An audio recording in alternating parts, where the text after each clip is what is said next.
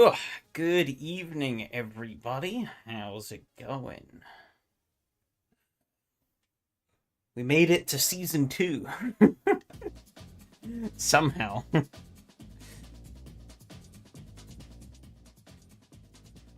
Oh.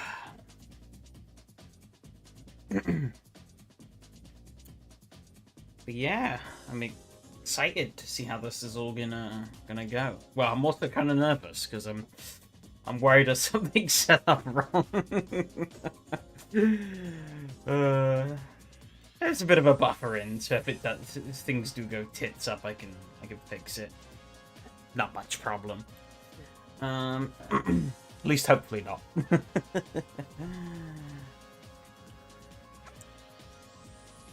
But yeah. Season 2. Server should be going live in about 4 minutes, give or take. Whether it's correct or not, we'll find. I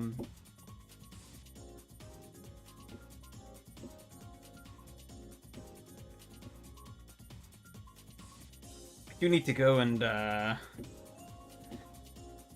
take a look back at the configs once I'm done here, though, because I've set up the whole season in advance. I had, but then I went and updated the entry lists, and then I fucked some things up because I overwrote the wrong files and shit like that. So the Estonias should be fine. I've checked all the Estonias ones, so that's good. All 6 rounds of that should be fully sorted and accounted for. However, I've only properly sorted out the first round of the Laguna Seca Championship in terms of the entry list and config. But I need to go and verify all the others first. Yeah, hello, Roman. How's it going? But yeah, fingers crossed, touch wood. The servers I have in place for tonight should be set up correctly. I think they should work. The past couple of weeks has proven that the underlying setup works. It's just more, have I set them up properly?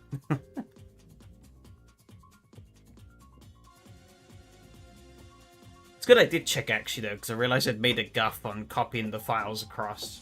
Well, it's good I did have to go and update the configs of the entry list.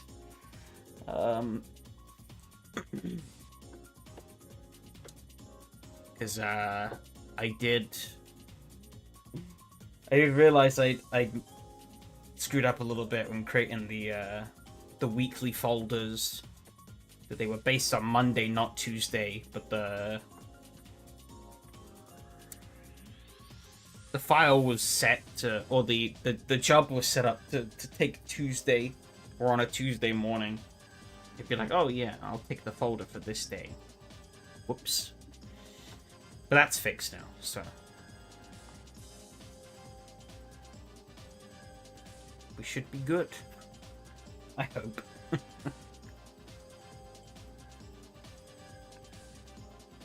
Blunder number... Oh no, I've made many more blunders. And there are many, many more to come. Don't you worry. I don't know what blunder number this would be already, but I'm pretty certain I've made more than one. Okay. Okay, server is live. It exists.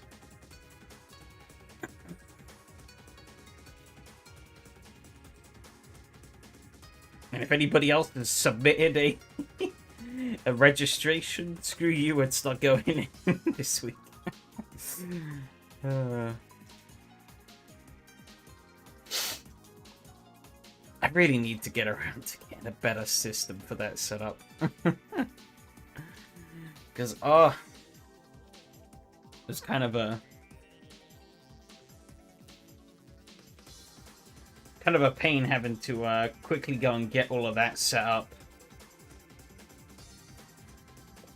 because everyone did the everyone did the form on the day of.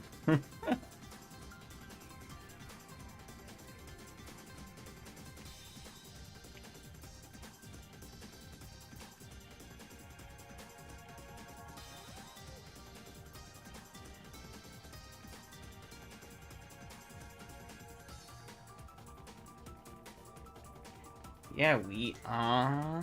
Ooh, I need to get rid of the starting text. We are here. The first race of the year? Is it the first race of the year? Yeah, it is. We're only like... We're not even a week into 2026 and I'm already lost the plot. Okay.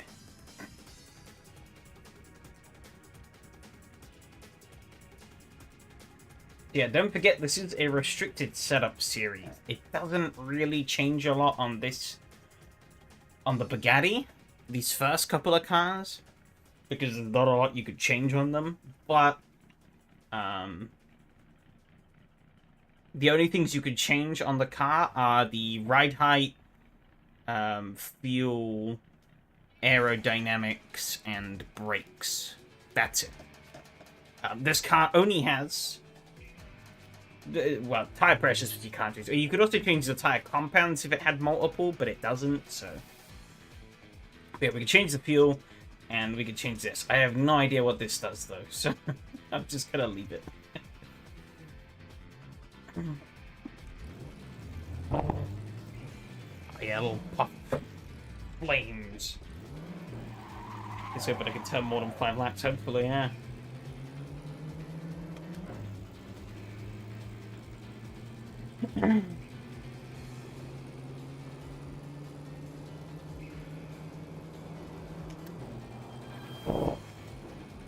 And it turns to meaningful laps.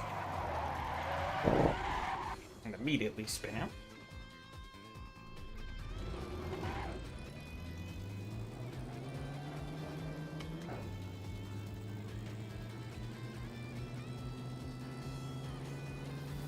Okay.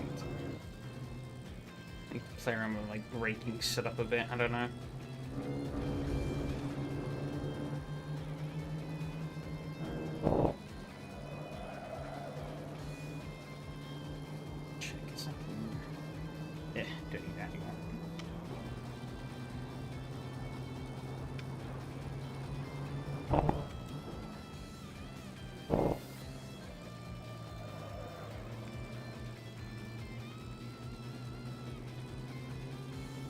I've noticed though that the stream stuff seems to have more.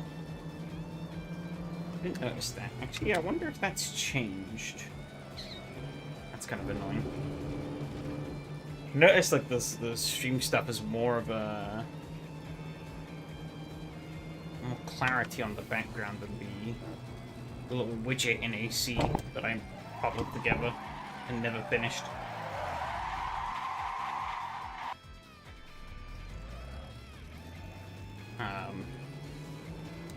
Kind of annoying. It's probably been there for months and I've just never noticed. What am I doing? Be looking where I'm driving. That'd be a good start.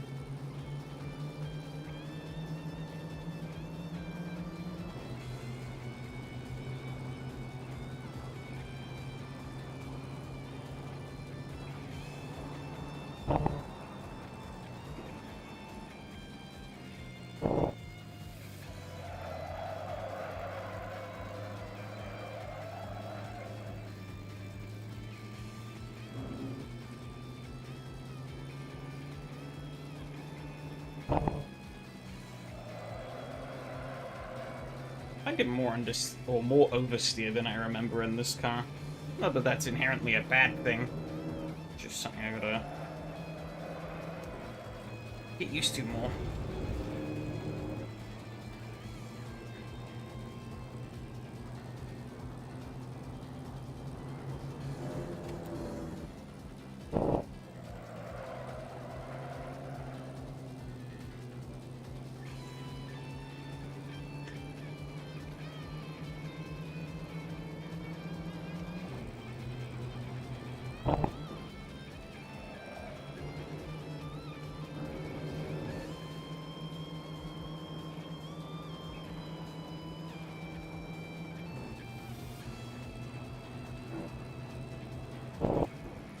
I think this is going to be well, this should be the slowest of the cars that we use in this season, or this series specifically.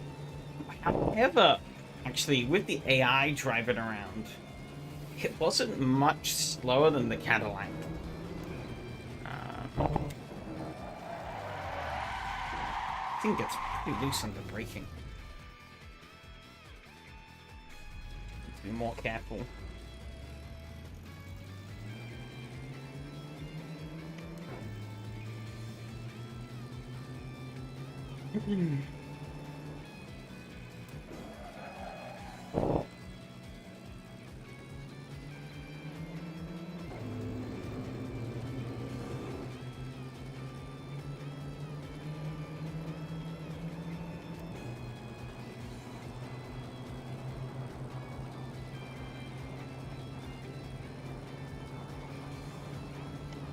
Yes, yes.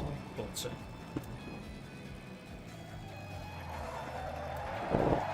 Stop spinning it. God fucking damn it. Can I change the brake bias now? Please.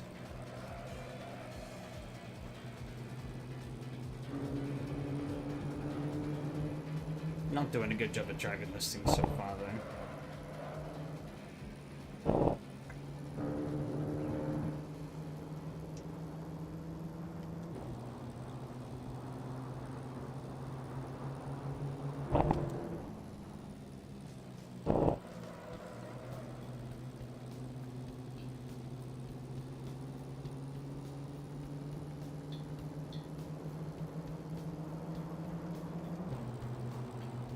It's gonna be interesting to see how this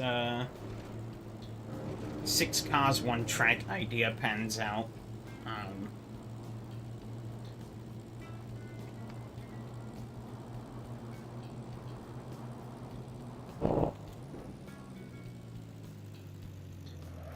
One thing I have noticed already with setting up the server is that it does add a bit more logistical complexity when it comes to setting up the servers, because obviously, so one thing with like the Estonias, right, or like single car or single car collection championships, right, where it's the same group of cars week in, week out, or car or group of cars week in, week out. You can just use the same entry list for every race, which is nice. It's convenient. You only have one file you need to update each week. Or you only have one file you need to update, and that updates it for all 6 rounds. You know? I can just use the same file. I just need to replace the race config every week. Technically, I don't even really need to do that. If I wrote like a script that could go in and change the files, all I'd have to do really is just change the track. But I think having it set up to be different server configs is better, because you can play around with more. You know, they're all their own unique server, and it's not like the server configs are that big anyway. It's already like a kilobyte or whatever. Kilobyte or 2. But obviously, with having a different car every round, you then need 6 different entry lists. because, well, every round uses a different car. And obviously every car has different skins and whatnot as well. So that's more of a problem with having, like, predetermined slots, I guess, than anything. You can't just say to AC, give me random skin. You have to manually define every livery you want on the entry list. Which is kind of annoying, but it is what it is. You know, there are ways you could still automate that, but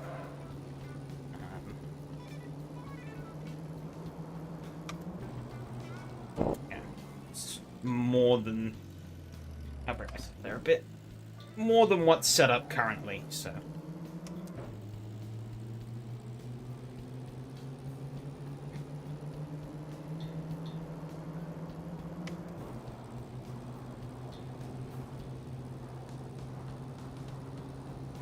But that would be... It's not impossible, obviously. Nothing is impossible. But, yeah, if... I suck ass under braking on this car. I don't know what I'm doing wrong. I don't remember it being like this. Maybe it is. Who knows? I guess maybe the tire pressures aren't helping. They're not. I guess the back left is a bit over. But yeah, the where was I going with this? Yeah, right. So yeah, to do like championships like this one in the future, especially once we get like a more proper registration system set up. It's not impossible, but it would require extra legwork. And it kind of brought me to the realization that that's probably why... Because I think people had floated the idea before in SRS, right? To do those... Oh, shit.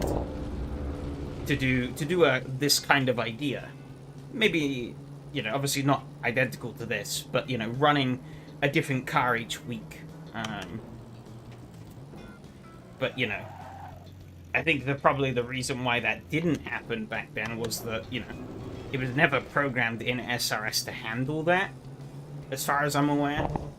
I never got a look in the internals of SRS, but, you know, I'd assume it probably would have been like that, and, you know, you would have, we required a lot of extra legwork from Enrique to get that all set up. Whereas, you know, for these last... It wasn't obvious for these last couple of years, SRS has kind of been in like a maintenance mode, essentially.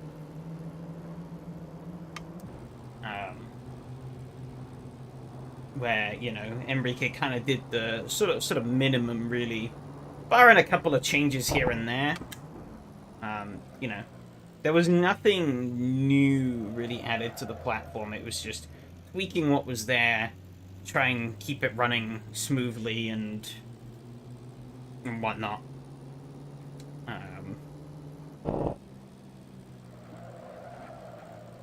So, you know, I don't think he really had the capacity to spend like a week or two developing a whole new way of registering for the platform. Never got to see the code base either, so I don't know how much of a mess that would have been on the inside. Because if it was a complete mess, then that could have taken a lot longer. Programming projects are always easier when you plan... I mean, I guess even in any engineering project, I guess, really. It's a lot easier to build things in when they're planned for from the beginning. Because you make concessions and space for that to exist. Even if you're not going to make it immediately, if your plan is later down the line, I want to do this, then, you know, you'd be thinking about, oh, you know, how can I make sure that the door stays open that we can do this, right? Like, say you're building, I guess in like a more practical sense, say you're building a car. CPU overheat, oh no. With the PC I want already. Yeah, you don't seem to be having great luck. But yeah, say you're building a car, right? And you want the car to have the potential to be four-wheel drive, like a higher trim. But in the standard trim, it's only rear wheel, right? But you would leave in the space and the bit to allow for that to be done. So that then when you make the higher trim, it's easy. Like, you have the space there already. You don't have to completely redesign everything from the ground up again.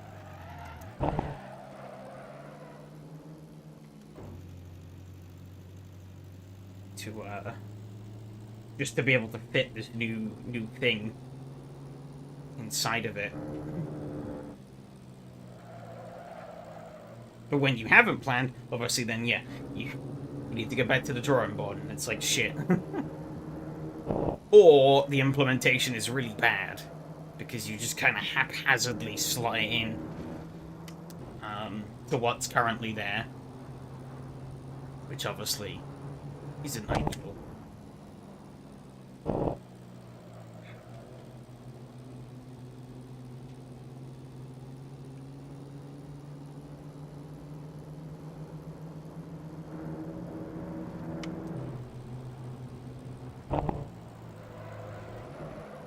Oh, overcooked that a bit. We lived though.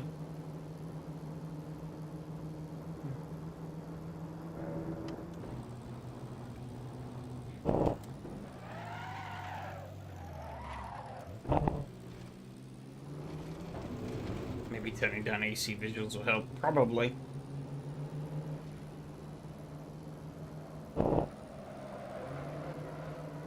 Surprised it would be overheating though if it was fine with AI racing. 'Cause AI is more CPU intensive.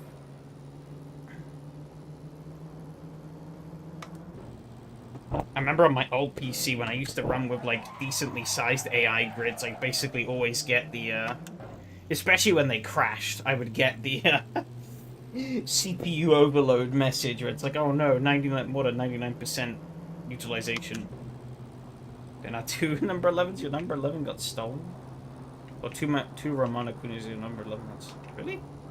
I only see, oh yeah, I do see two.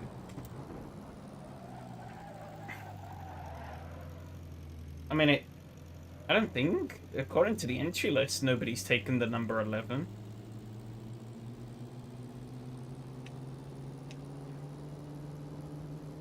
It's just ghosted out. I don't know why that's happened, but that's interesting. According to the entry list as well, Phil doesn't have a livery, or at least no livery icon on his livery. Did Phil did register, yeah, and I did assign him to a slot with a... I don't know. It's weird.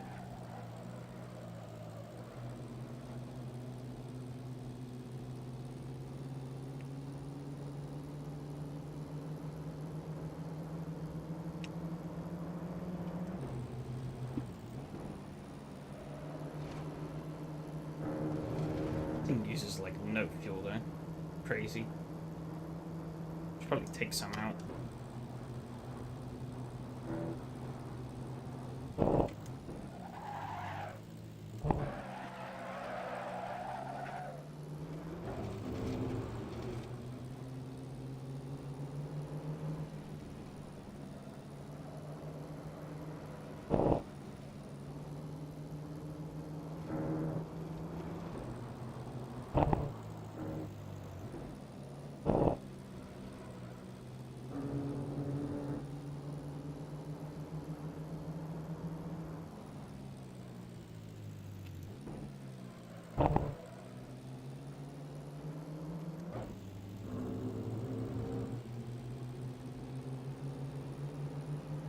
Going into qualifying already.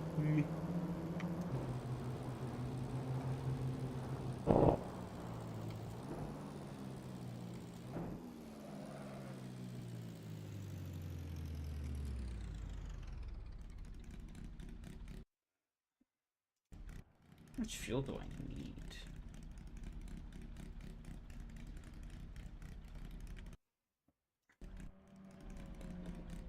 But 9. Do it on 9. So I'll put 10 in there just to be safe. I wonder if this does anything though.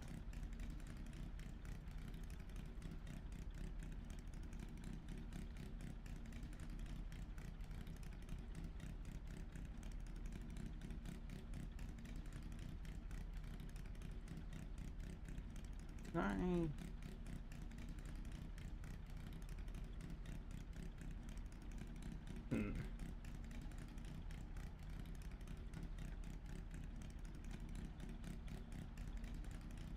It's whatever. Who are we waiting on?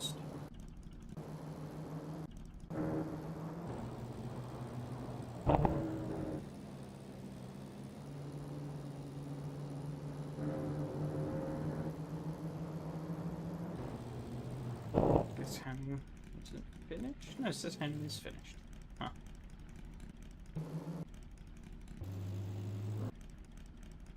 So it actually have to... It does. Huh. It's interesting. It doesn't have a little icon.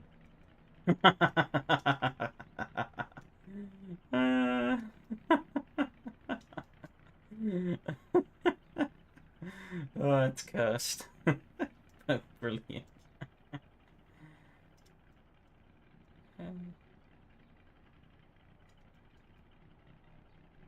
Damn, Vika got some fancy shit going on.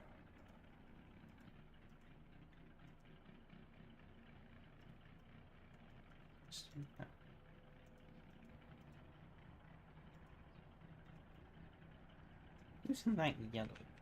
Why is that not highlighting? Gee dang. Wooden machine.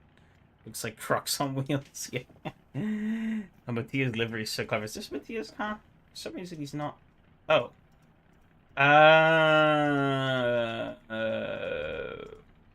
So slots 11 and 12. Oh yeah, that is pretty clever. It's like a mouse. That's cool. But I didn't. Yeah, I just noticed the holes on the front as well are like. When originally I thought they were part of the car. Yeah, truck on wheels. Hey, how's it going? Qualifying time though. I'm gonna try the front wing thing. I have no fucking clue what it does. But it says -8, which means less downforce. Which, if true, me like less downforce.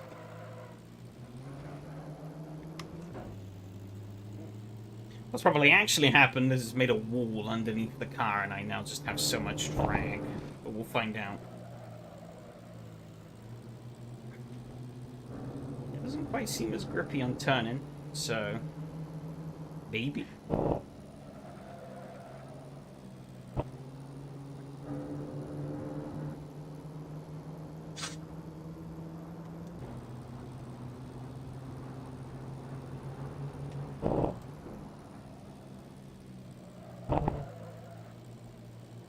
I think those two got filtered onto the second page because I'd pre-prepared the entry lists. We filled them in from bottom up with the custom livery entries.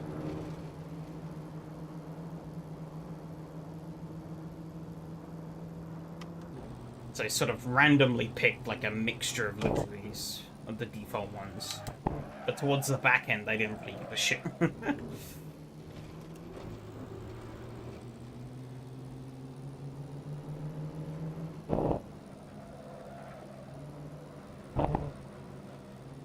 This feels a bit better to drive, though. Well, besides it being more understeery.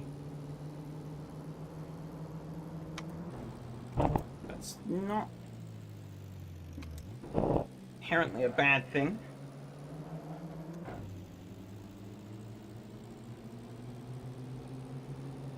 I'm gonna get much in this qualifying session, though. Obviously, given that this car is... I mean, it might just about get 2 laps in. We'll see. Oh, yeah, okay, there it is. Oh. Yeah, the brakes don't work so good either. Okay, maybe this was a mistake. I think, though, this might be the biggest grid we've had so far. Oh my god, this is... Okay, I take it back. This was a mistake. I gotta roll a bit, though, because I don't really... If I go back to the pits and change it, I don't think I'll have the time to get out and do my outlap.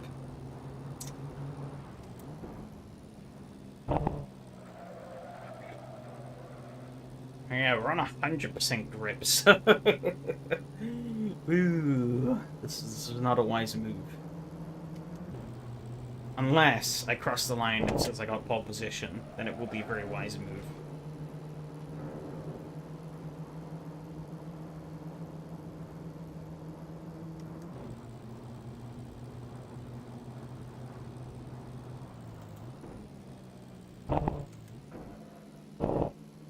Really know where the breaking points in this thing are around here. It's long, but maybe not quite as long as I think. Bill 205. Romano with 202. Jesus.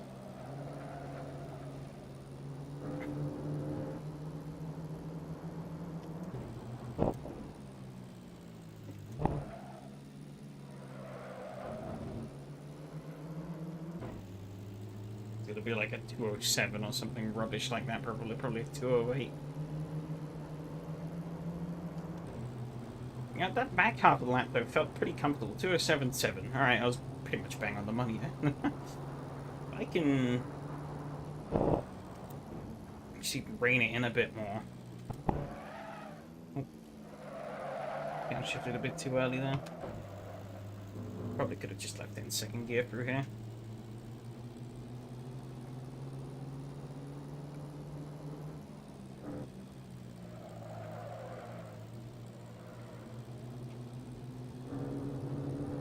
Okay, not too shabby.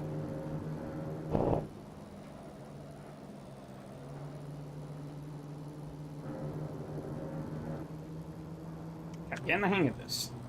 I was thinking this was a mistake, but actually it might be working. I have no idea. We'll see when the lap time comes up. I think in practice my best was like a 206 something. So if we can get into the 205s, we're already doing better.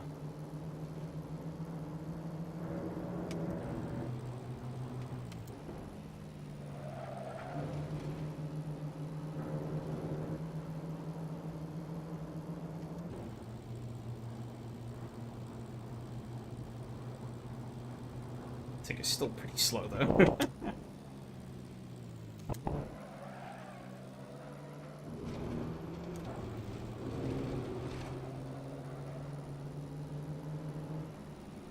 Not setting the world on fire with these lap times, that's for sure.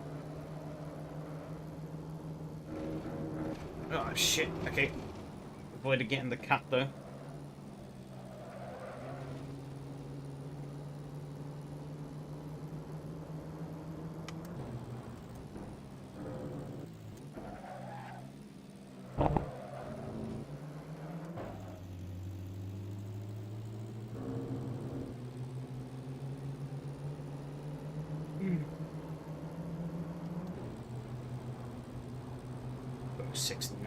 That wasn't really any faster. Ooh, it's tricky. Tricky. I do almost feel like the car is maybe a little more stable. It is a bit slower on the turning. I am like bottom of the table though. So I guess fuck it, we'll go back to default, I think.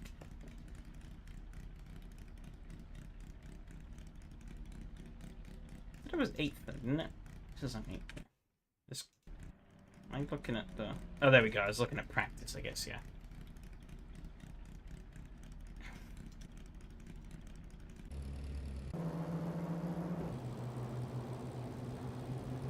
Good jumps up. And 1.5 second advantage. That's pretty crazy. A car like this. Oh. here spinning around. I am officially lost. Oh dear.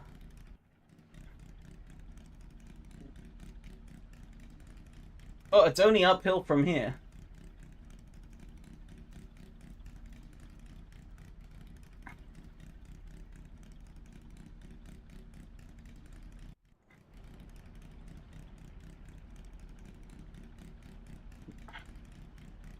You know, one thing that I am, might have to see if there's a setting for it, but one thing I am, it's definitely taken me a bit to get used to with DD.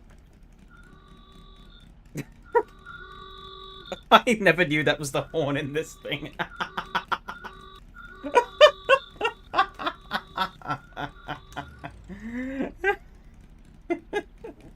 Period correct, I guess.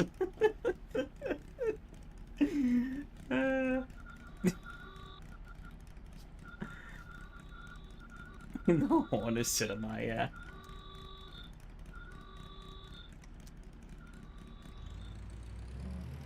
Alright, here we go.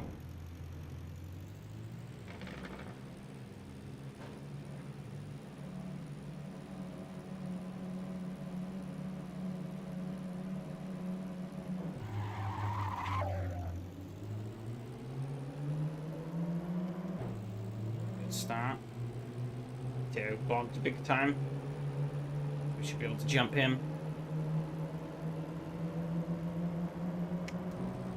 However, the problem is going to come breaking into here. Gotta take it pretty early. Oh, Miko's sideways. Does he make it work? He does. I am sideways throughout here as well. I'm gonna swing around the inside of Hanu though. This next corner. Ooh, a bit overdone. God. Well, that happened. Somehow none of us died from that. I think I've gone overboard a bit into this corner. I have. Hair's coming out my inside.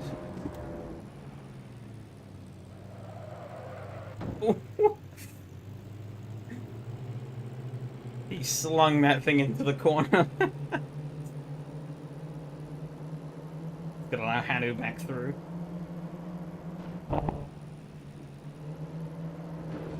Oh, Hanu's gone too deep though.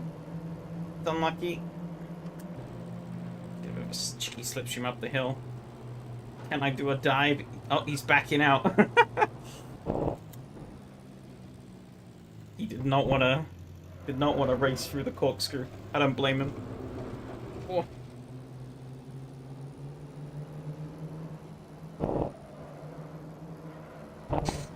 Okay. Pretty eventful first lap. In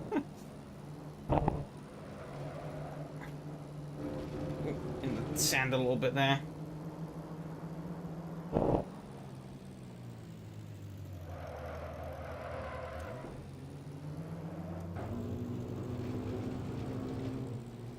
Yes, one thing with this car though is it doesn't have a lot of power or grip, so making uptime is going to be pretty tricky.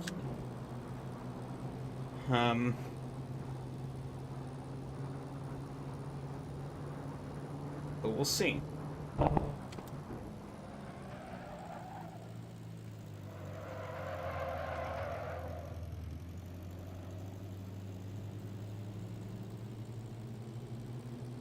Pulling away from Mateo a bit though, which is good.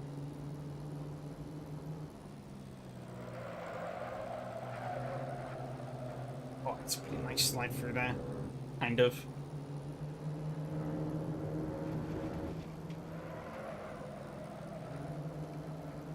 I didn't really notice much of a straight line speed benefit. It more seemed to, in terms of the wing, seemed to more be a handling change.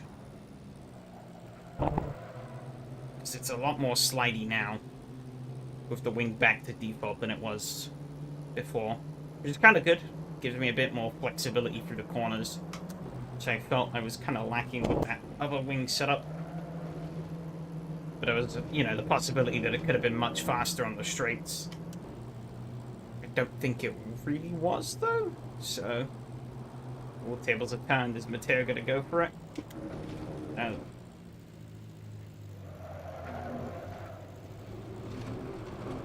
Oh.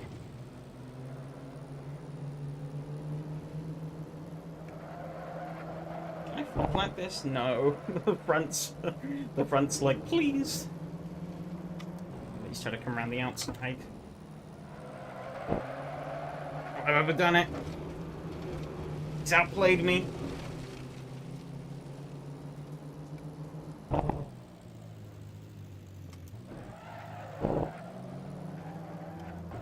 But I better run them in on the exit, though.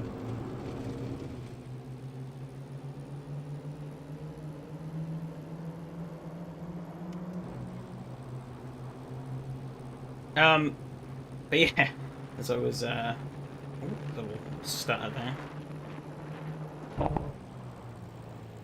Oh, I'm not stopping! Oh, God. That was some great avoiding action from Mateo. I was not getting that thing stopped in a timely fashion.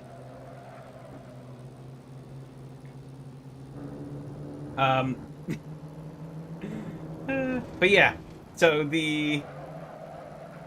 one thing that it's taken me a little bit to get, well, I'm still not really used to yet with having a direct drive now, is that obviously the old G920 would basically always return, obviously it always straightened itself up to the middle.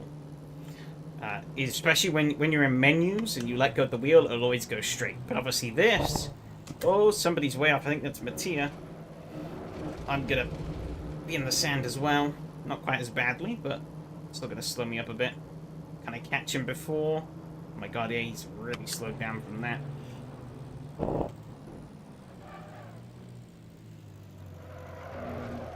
Oh, but I've understeered big time.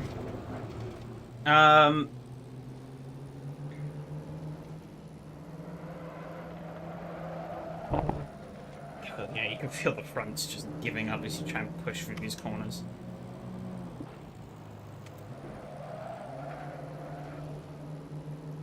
He's all over me, though.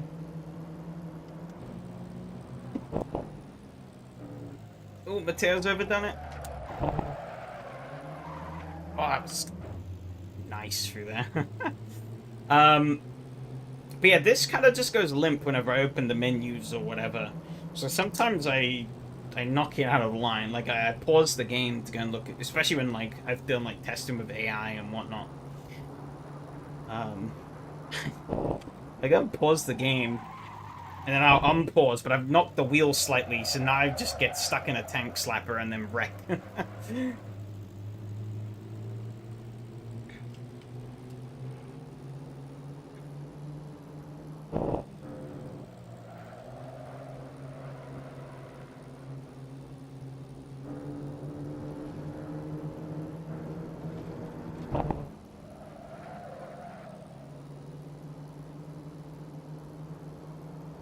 Mateo's found a bit more of a pace now, though, which is a problem.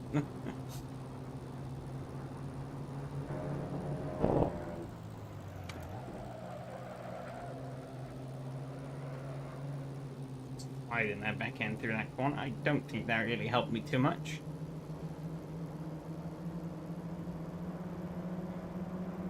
You can really let this thing rev out more. I didn't realize that. Maybe that's the play, is just to let it rev all the way. How far does it go? 79, okay. Oh my god. Proper wrist twist of that.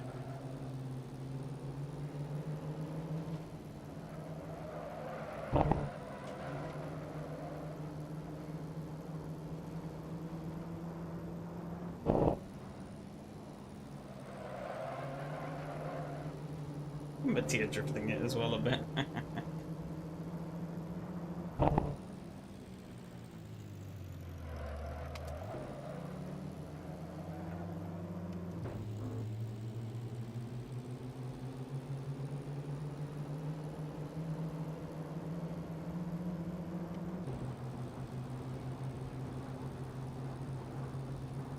203s then. Ooh.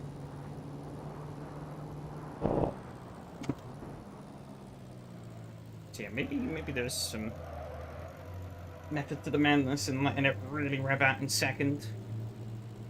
Mateo got that all kinds of wrong there. So did Mateo, because I'm right on him.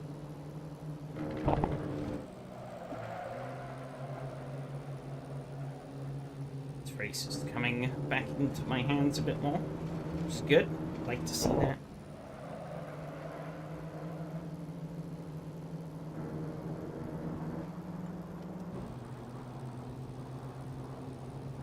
Yes, I think I was shifting too early.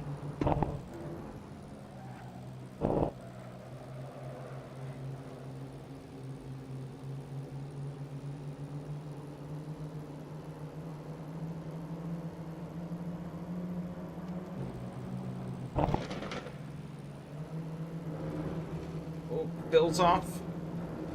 Oh, he's losing it. Oh, it's terribly unlucky. Somebody horn.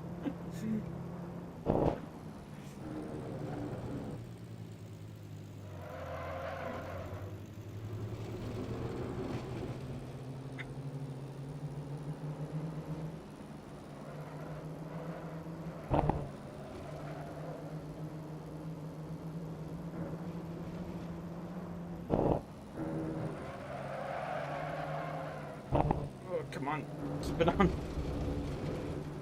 Didn't quite. But Theo did that much better than I did.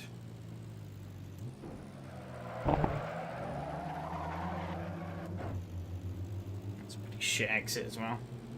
Way too much oversteer.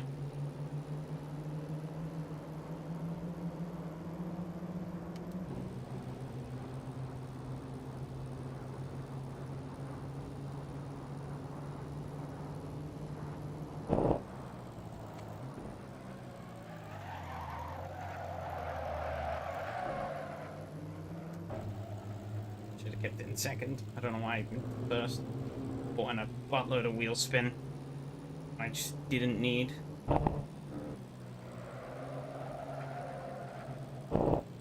It's just fronts did not want to grip there. It's easy to get the back end going on this thing, but not so easy to make the front end follow.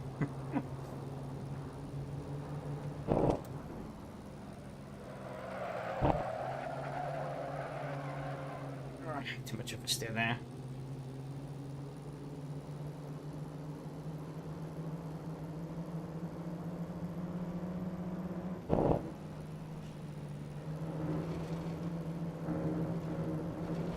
I think I slowed up too much there.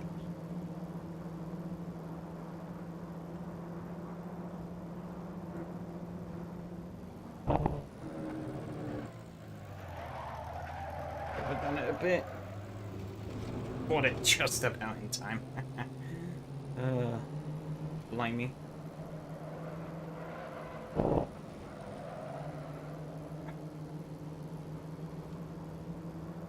Problem is, at the moment, I'm more looking in my mirrors than ahead. Oh, Mateo's gone deep.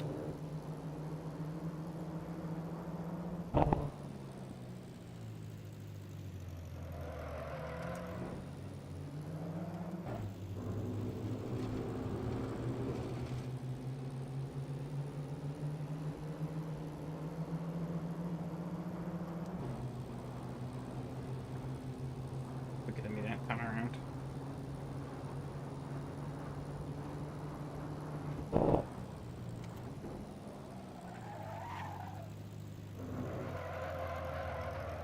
Yeah, it's gone deep. Pretty much equidistant between the two of them now.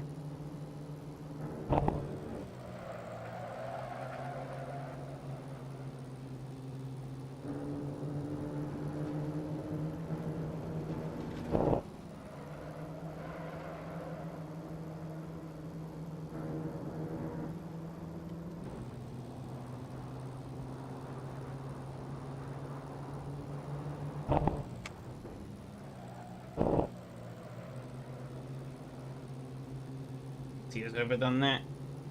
Gonna cost him. It has.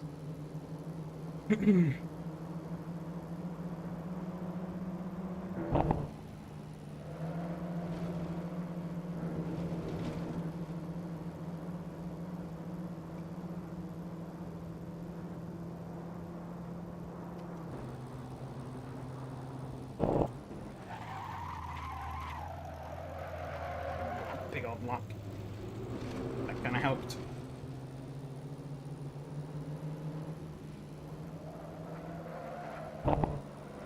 Gary's.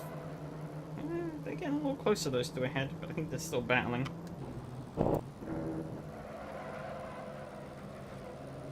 Oh, Mateo's gone deep. Gonna bring him a bit closer. Oh, I think those two have come to blows a bit. Brings them in much closer. Okay, maybe I should stay second for that final turn as well, though. It's pretty shabby. Not quite close enough to get any kind of slipstream from Mateo.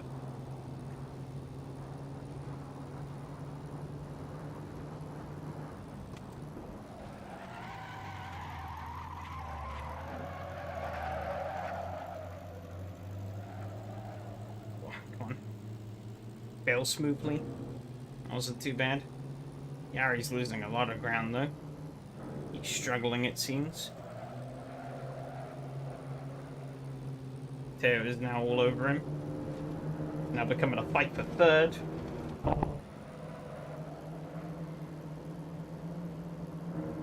I'm in the sand a little bit there.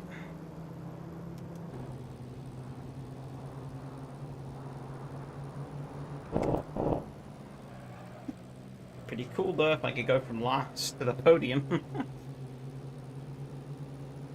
I think both me and Mateo are on the back row. I at least wasn't sandbagging, I don't know about him. Well, Miko's gone deep. That changes quite a lot. So we steamroll past him. Up the hill.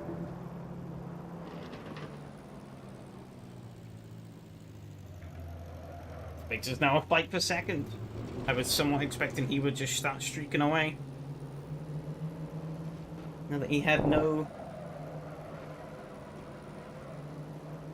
to fight. Oh, I think Yari's gone deep. He has. Gonna challenge the outside from Mateo.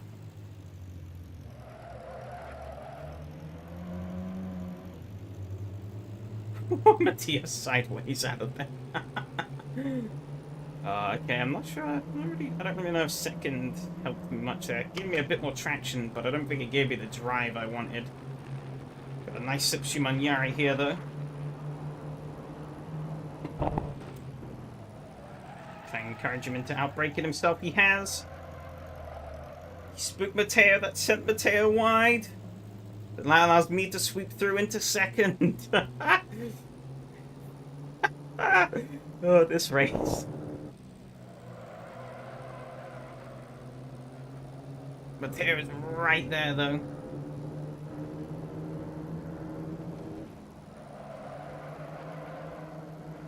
I need to get my ass in gear if I want to stay ahead of him.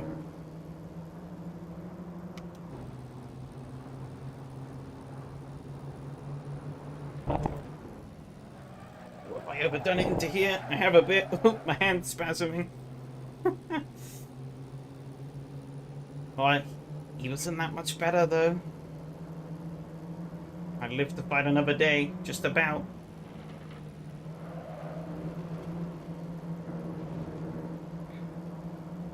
Oh, those two behind are in the sand a little bit. That helps pull them back a bit. I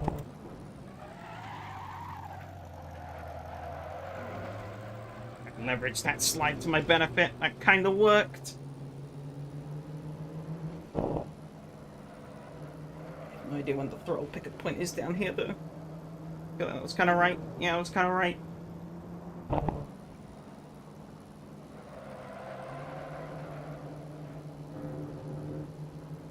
Oh, he got in the dirt a little bit there. That helps.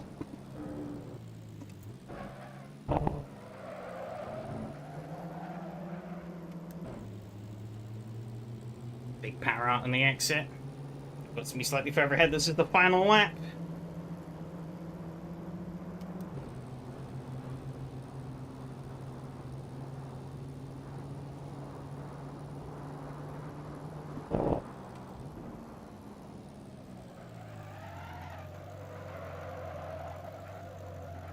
Gotta nail my marks, try and build on that advantage some more.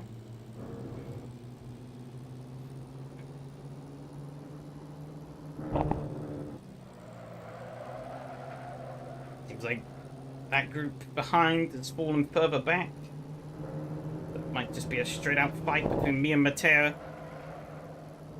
Oh, I lost a bit of confidence and I backed out. That's fine. I didn't lose too much.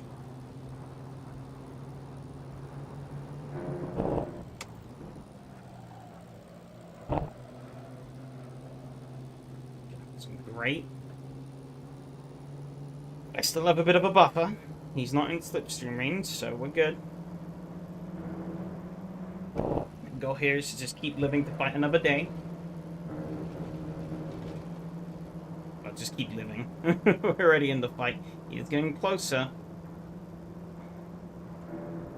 Just about scraping into slipstream range now. Oh, a bit of an over-rotation on the entry. That's going to cost me a lot. He's going to swing to my inside.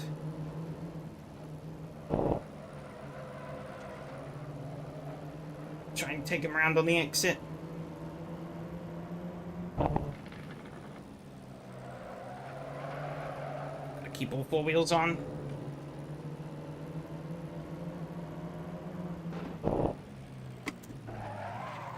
Locking the rears. Trying to get this thing stopped. Power out.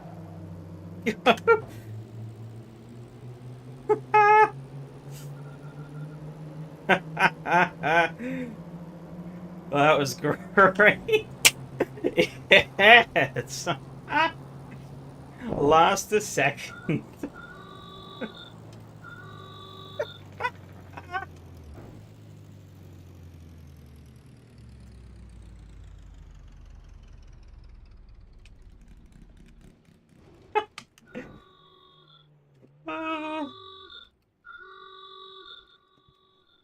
I do. World's slowest donuts. Come on. It's trying. It's not doing them very well.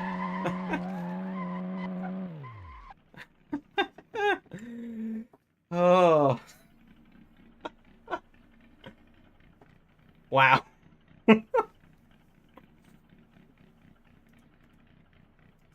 Oh, Rahman dominant up front, but Jesus Christ. Oh. I think me and you started on the back row as well. And then we finished with... I didn't think we would be dueling like that for second. That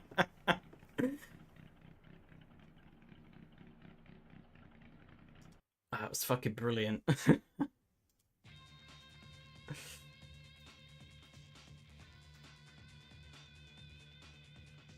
Almost about each other twice, yeah. How do we join the other race? In about 6 minutes. So this server will close once it's finished. And then in about 5 minutes, the next server will go live. And it'll be the exact same server. So you just join the same server again. But it will have the new stuff on it. I don't even think we have time to go through the replay. That was crazy.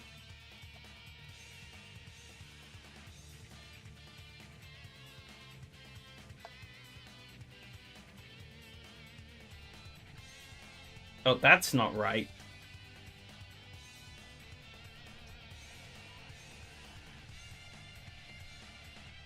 I said I missed out on the race. Yeah, I don't know why we're sat in the middle here. Okay, now it's fine.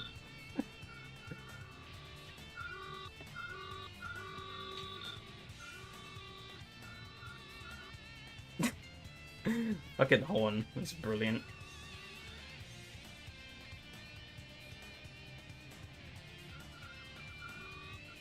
think there were more near murders than that. Yeah, there were a lot of near murders, I think. But I think he was talking specifically between me and him. I think we nearly... There was one corner where I basically did what you did on the final lap. Just barreled him way too hot on the inside in turn 1. I'm like, oh no.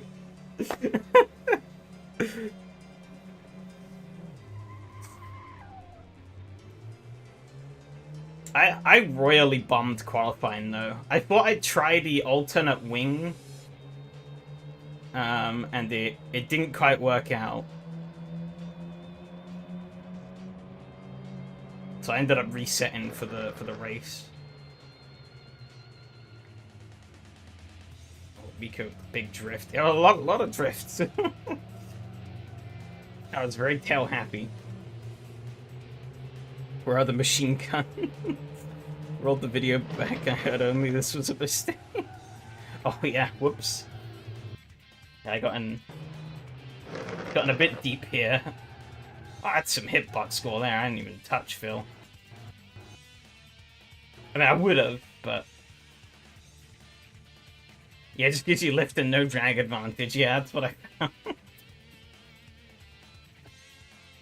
I was wondering if it maybe would, but no. Yeah, it literally does just make you understeer more. It does make the car a bit more stable. So I guess if you want a more understeery car, then that's probably the way to go. But you also have to turn so much more.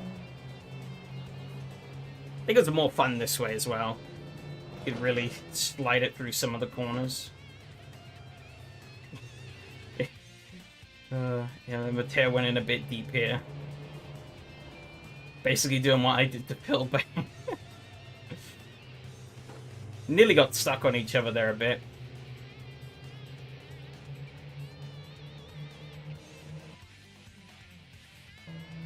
And yeah, Hanny went a bit deep. Then he backed out. I guess he did. He didn't want the fight into the into the corkscrew on lap 1. I don't blame you.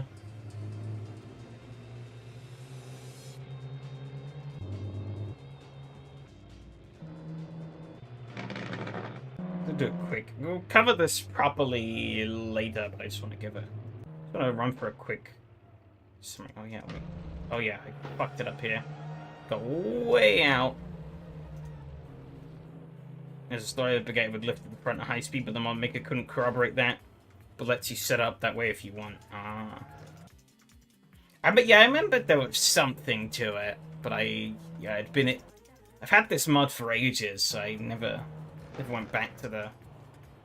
I just copied and pasted the link from the race department page. Oh yeah, here we go. Yeah, way too hot, and I locked up the rears. Great avoiding action from Mateo there too.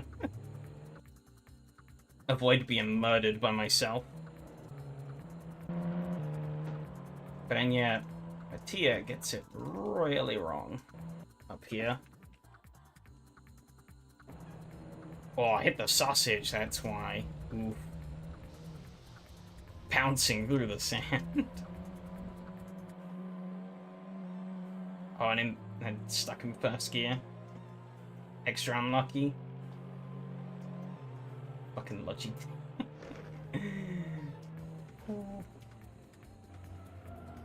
Brilliant. Let's see. It was all over me. These few laps. There's no suspension on any bump you hit. Instant minus 1/10. I mean, that sausage in Laguna will just murder you, Sam. Regardless of suspension, travel, or car. A bit of a drift through the corkscrew. I was drifting a lot through the corkscrew in those last few laps. I think you ended up pulling away a bit. Mateo did. Found that I was revving it way out. Oh yeah, that was really unlucky from Phil. Found I was revving it way too short in second gear at the beginning of the race. Yeah, he just got out wide. Bounce, bounce, bounce, and spin.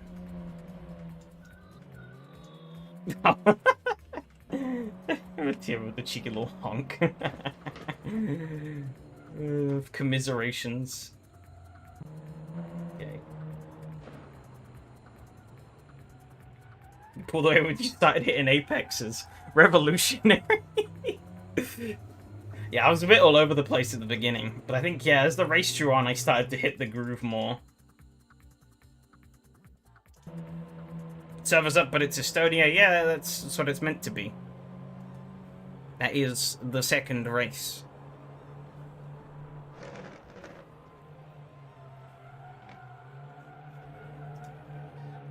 Oh, shit. Okay. Just want to quickly do the ping.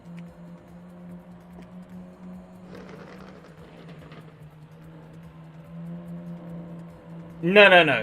The Estonia's is the reverse grid. Just did a lot of pre-series testing as usual. Oh, and also setup work. I actually did a bit of setup work actually. Because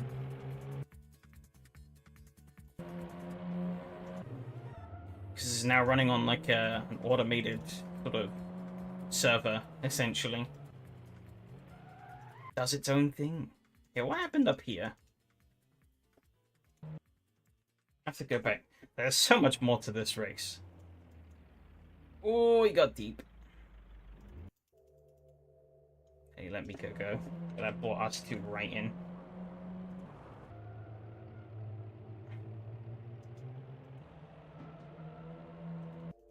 Yeah, I was like, oh shit. Now we're at a battle for third. Of course, I'm the last in the train, but then Miko goes and gets in the sand. You already had blue skin on your end.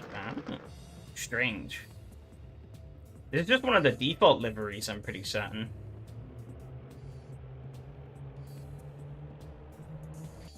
At least I think. Maybe it's not. And yeah, Yari got in the sand. Yeah, there's a lot of people getting in the sand. And then, yeah, Yari here royally outbreaks himself. Matteo doing some sterling avoidance again. Got that spidey sense going on. That put me up into second. Which was kind of a shock to the system. Be like, oh shit, I'm suddenly in second.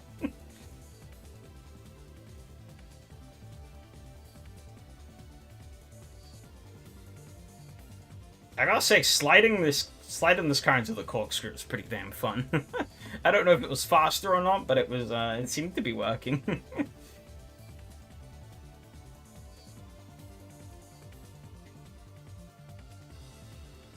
Yeah, sort of losing chunks of time here for at the beginning. The lap. And then in the corkscrew, I got it a bit wrong. Yeah, I got a bit too hard on the brakes at the corkscrew over rotation. That Matteo to really catch up. And tried to hang it around the outside, which actually worked. But I guess he knew I was there, so didn't make full use of the track. Up the inside. Tries to cut back. Obviously jam on the anchors. Really trying hard to get it to stop, locking the rears all the way through. But managed to nail it. And pick up the P2. It's pretty cool. We'll go through the rest later, because I know there's a bit more to go through. But obviously it's Estonia time.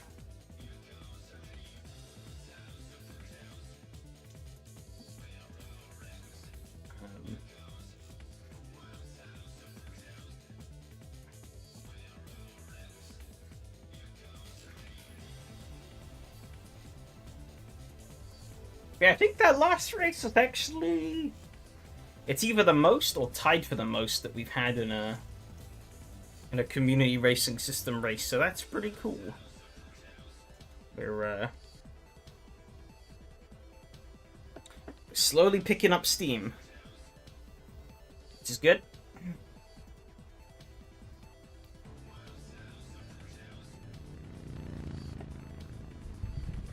I don't really know this track much. But it kind of fit into the sort of general idea of this series, so it made sense to go in.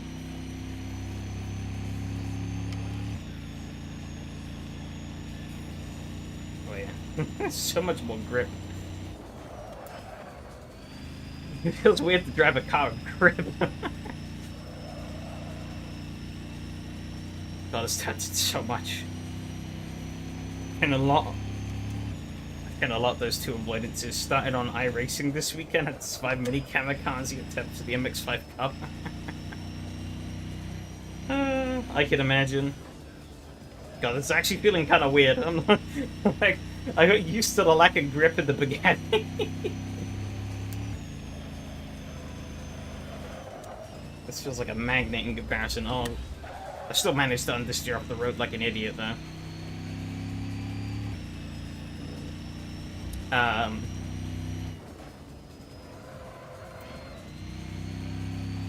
Grip glitch.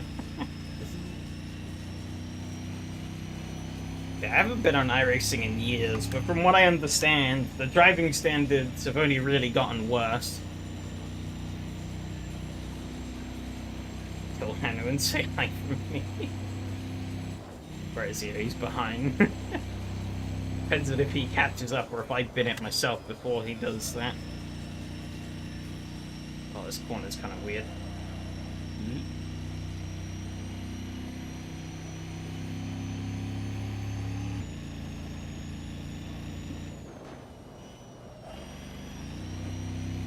I really don't know where I'm going.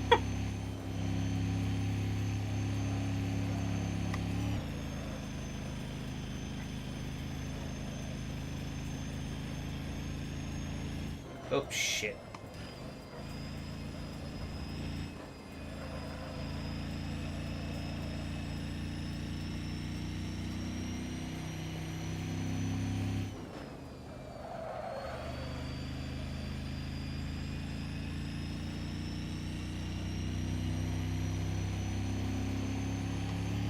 The valid lap, at least. Wasn't a very quick one.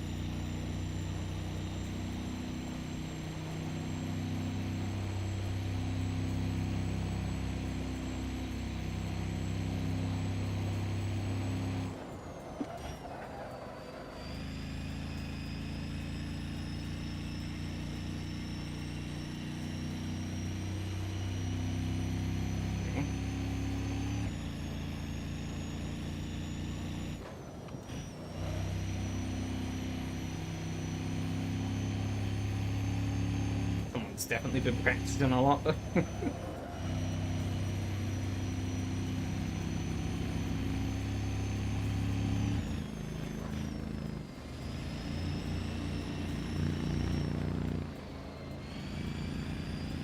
It's better to stay on the inside through there.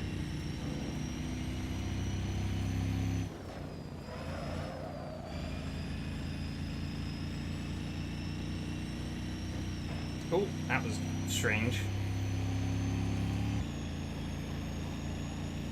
I don't actually know what that was. It was a weird curb bounce.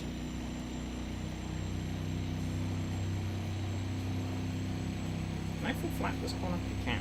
Okay.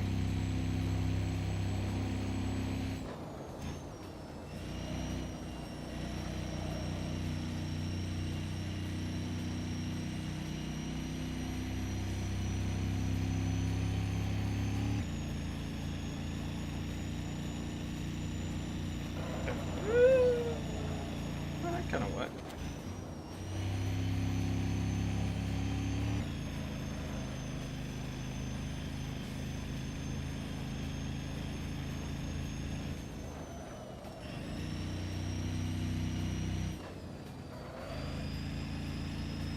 Too much there, I think. Shucks.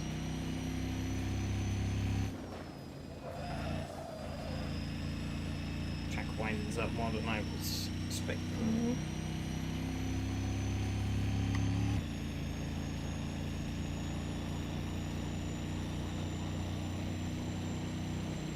Not too bad, though. Needs more refinement, but I'm getting there.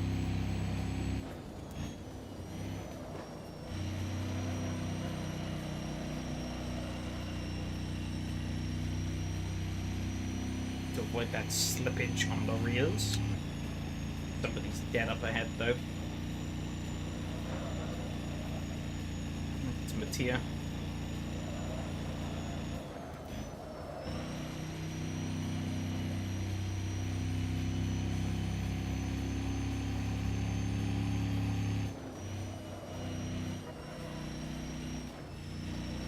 It's odd.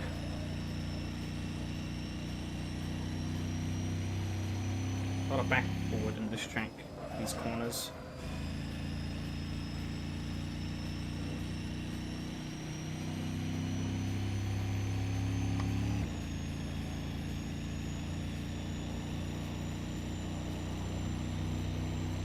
Now I'm slower. Shit.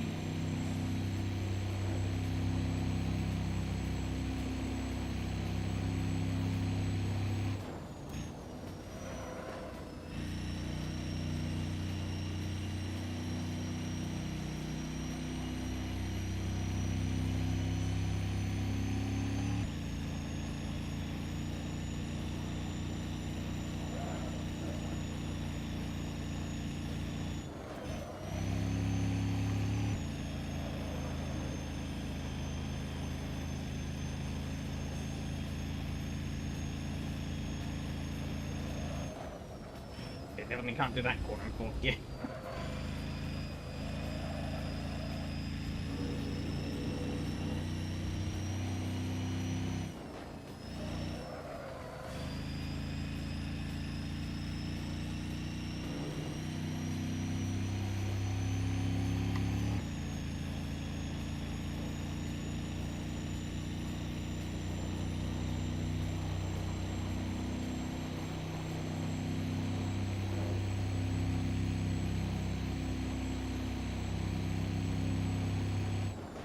I think I'm slowly getting the hang of this a bit better though.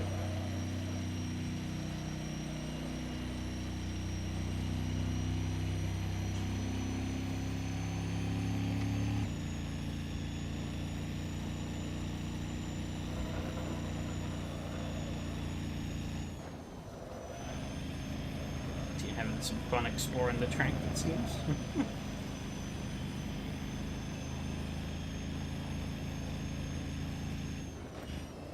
A bit deep in that. And a bit deep in that.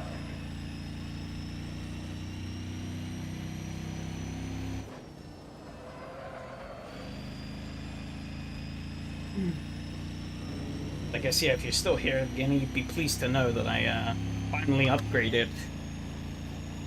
I don't know, I don't think you were around for any of the current streams with the new kit.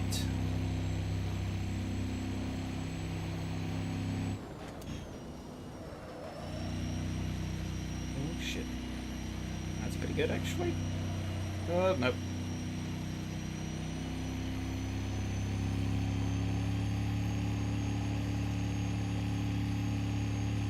Can I jump? Oh no.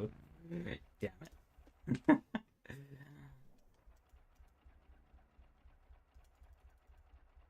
Sure, I think that wanted me to add PSI, didn't it? Not take out.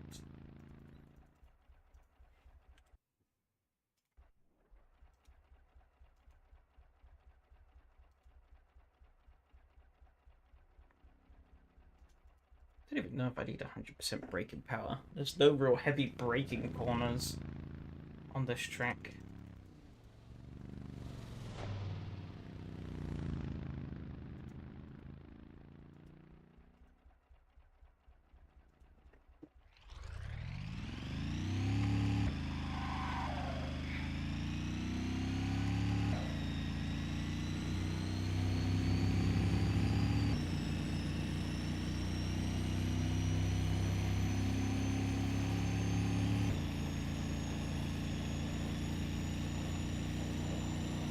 Jumping up. Oh, that was maybe a mistake pushing the brake bias back.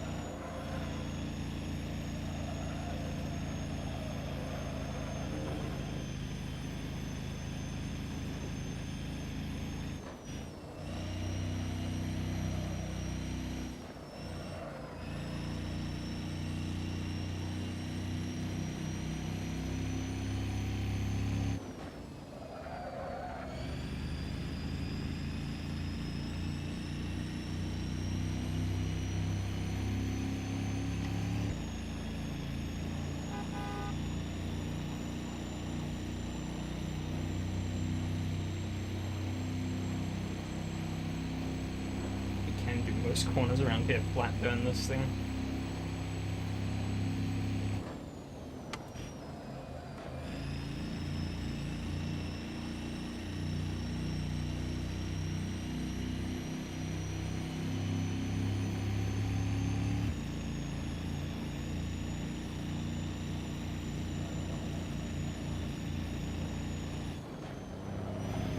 Just keep lifting over that crest. Okay, that definitely helps.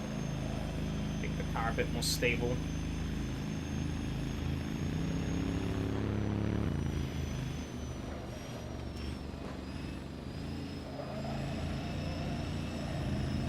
Go to the overtake.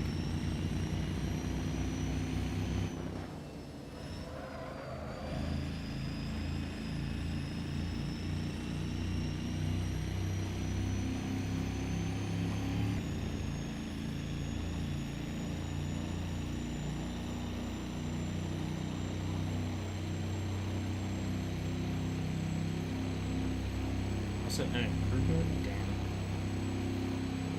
I think the brake bias back kind of hurt me though. Yeah, well, maybe not actually. Oh.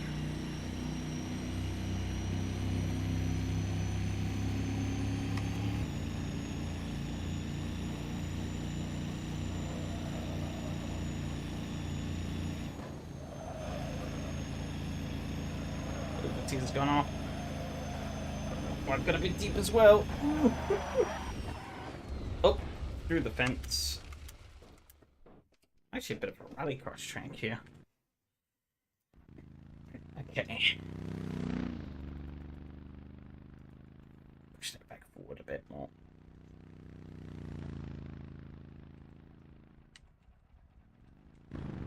Oh, time lapse. I'm curious. Oh, yeah. Not quite sure what this is meant to be. There's like a little windmill or something out here. Oh! Nice. There's a bit of like a rallycross turn here.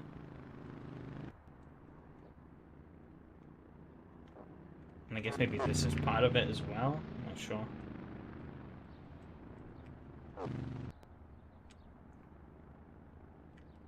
Actually, I guess here you'd come round, down, around, maybe back around, and then maybe it's that. Like this shortened. Check what they go up and around. I don't know. Interesting.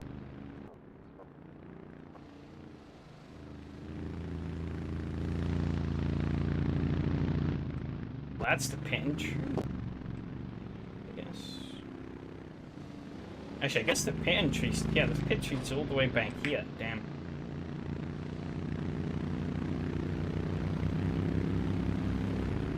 I guess that the start-finish line's all the way down here, though. I was gonna say, max 95 decibels. Wonder how loud these cars are.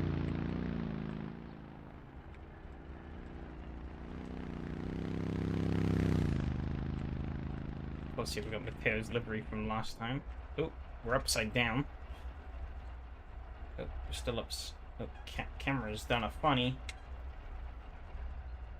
Okay, it doesn't. Oh god.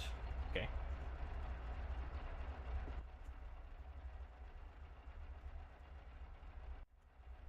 Okay, so this is a white car. He has a white... Oh, no, he doesn't.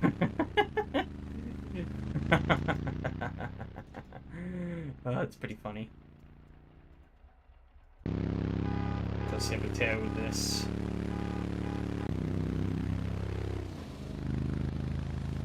Alright, with a bit of fire. But yeah, with a bit of a bomber plane look. That's pretty cool, actually.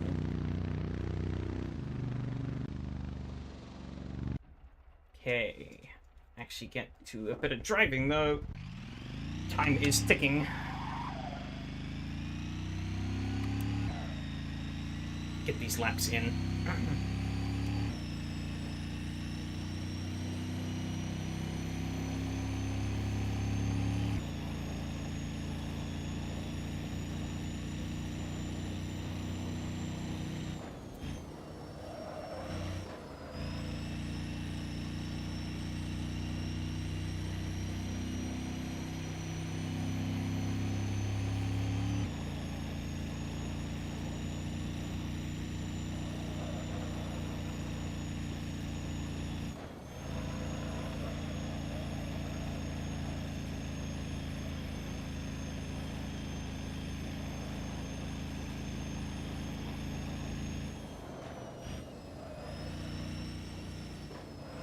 Beneficial to brake into that corner. Keep a tighter line then through into this one, I think. I think that's the play. I'm pretty know how to do this last corner. It's a bit hard to really see around it fully.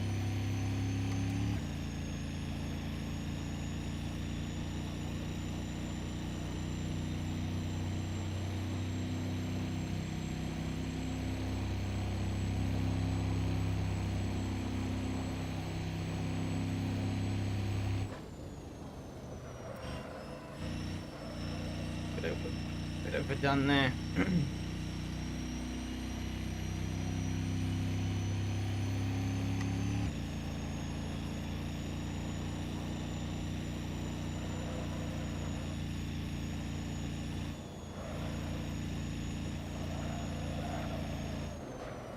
Too much, too much. Arrgh.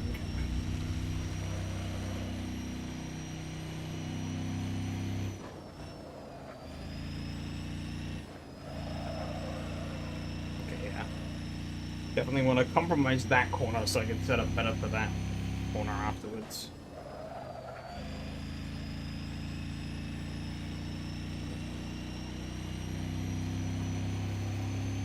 It says 2 minutes or 2 races here. So if I fuck one up, I at least have a chance to go again. And I'll start from a better position.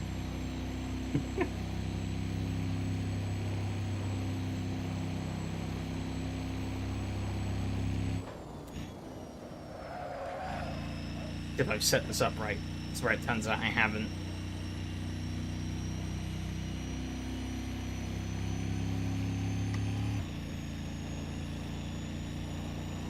Got the line kind of wrong into here. Whatever though.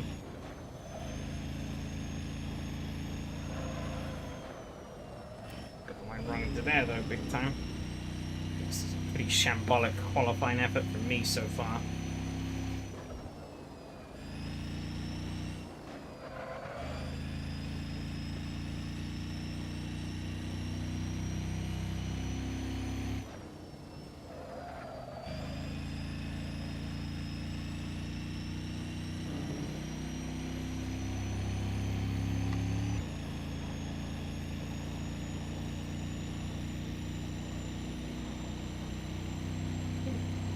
Okay. Oh, I'm lost.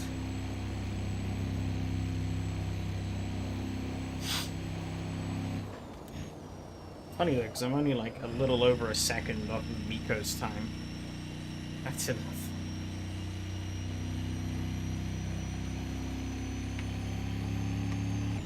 You stick me plumb last.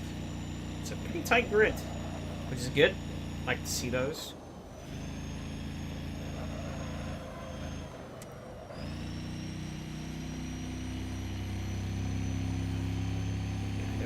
Slightly wider berm on the exit of that corner.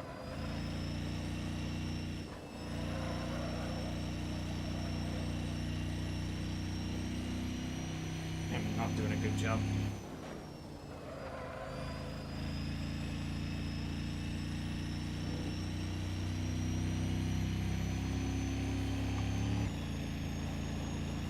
One more crack at this. One more. I moved up a place. Only one, though.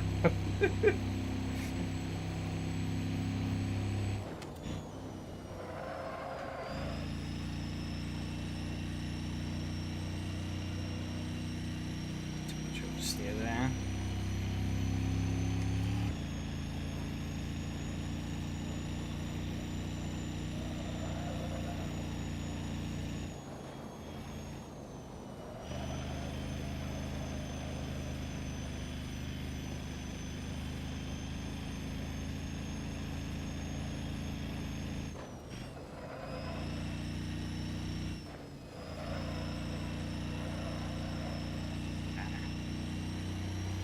Best lap so far, but still not very good, I don't think. So we'll see.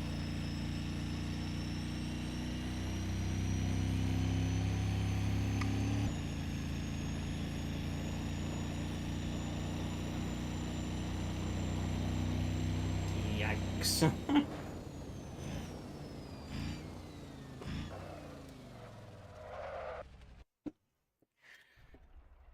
Oh dear.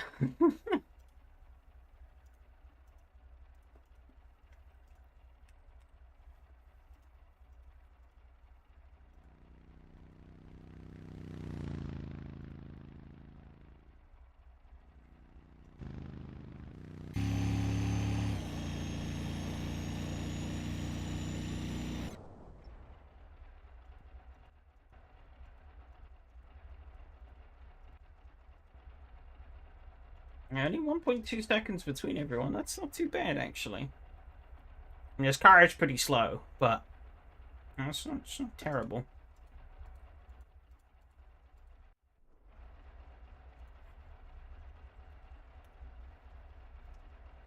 Well, realistically, I can only really go forwards. Technically, I can go backwards. But let's hope that doesn't happen.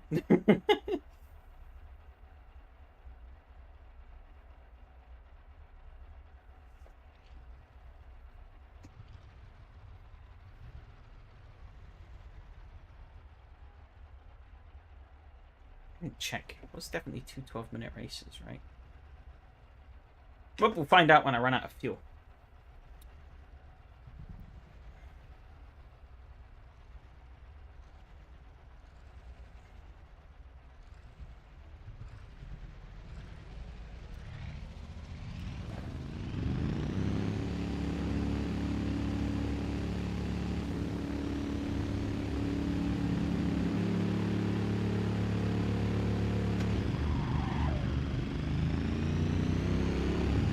Start, not bad, not terrible.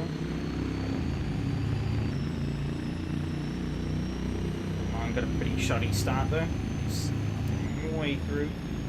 Swallowed up by the pack. You make it a brave send up. Nico is pulling away. Oh, tripped over everyone there. Outside. Well, he backed off big time.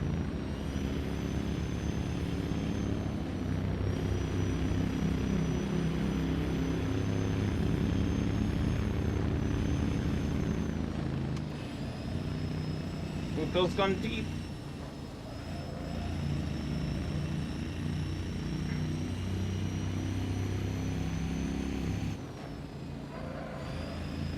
Bit of understeer into that final corner. That didn't help. Oh, in the sand. Oh, grass a little bit. Still in my slipstream range. How effective that's going to be, I don't know. Well, I guess we do know a little bit from Piniki a few weeks back. Yeah, I kind of forgot. I don't think it was that strong, though. You'd overdo it a little bit there on the braking.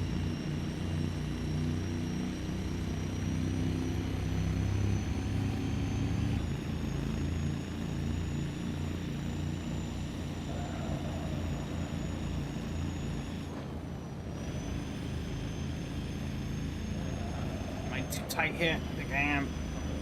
Ooh. Sideways.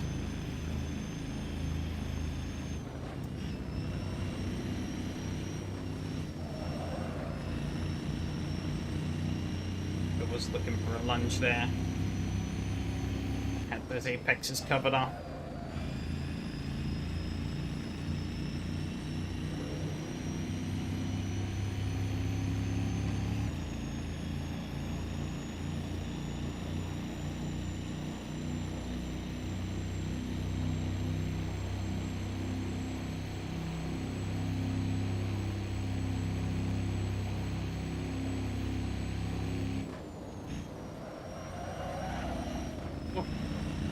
Hella send into there, but I got that a bit wrong.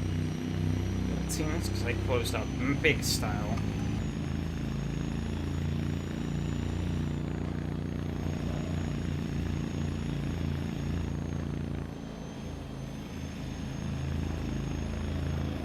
Almost complex to get right though.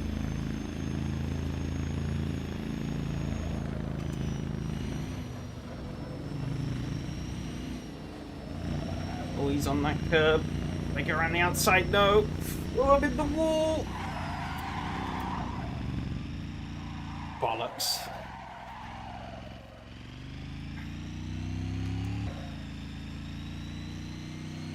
God damn it. That's pretty much my race over. For this first one at least.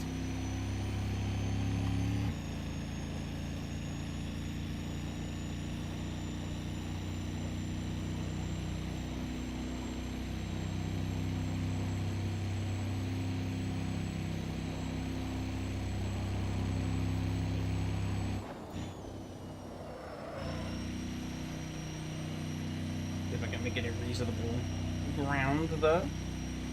I don't know, everyone's pretty quick, so it's gonna be tricky.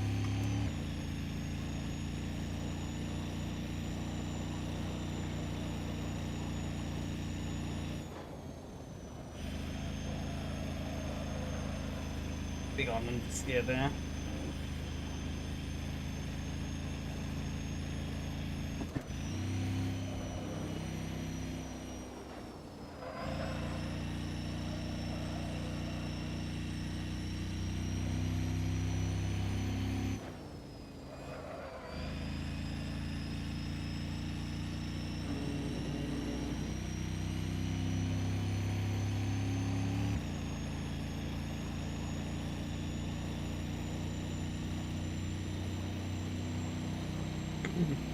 Isn't even a great lap. It's pretty slow.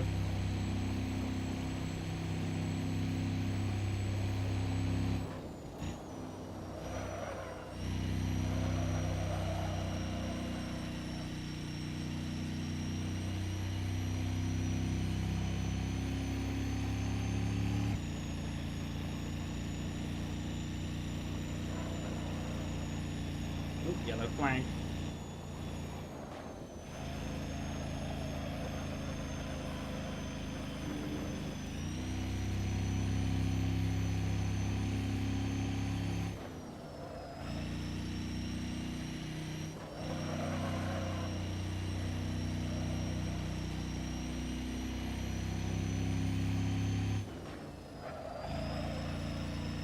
I mean, the brakes are kind of useless around here.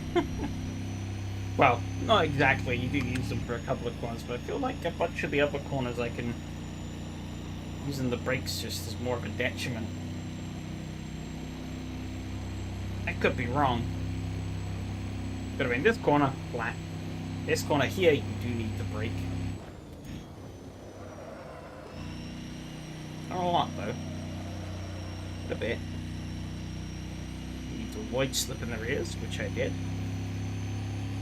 But this next corner here is flat. Just got to make sure you get the line right. Here is a lift. Down a gear. I think.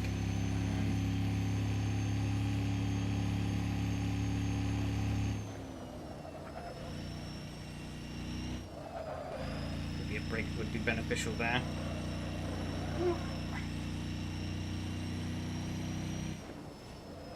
Tiny little dabble on the brakes there.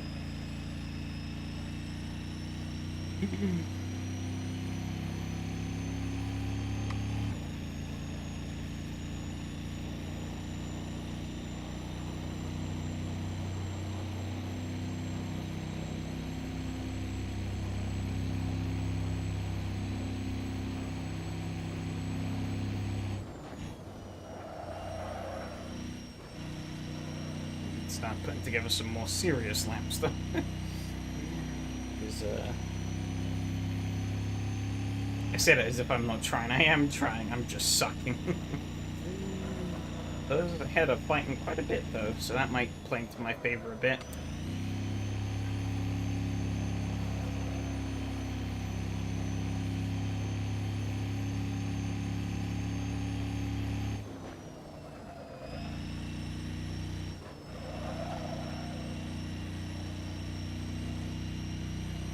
That felt a lot better.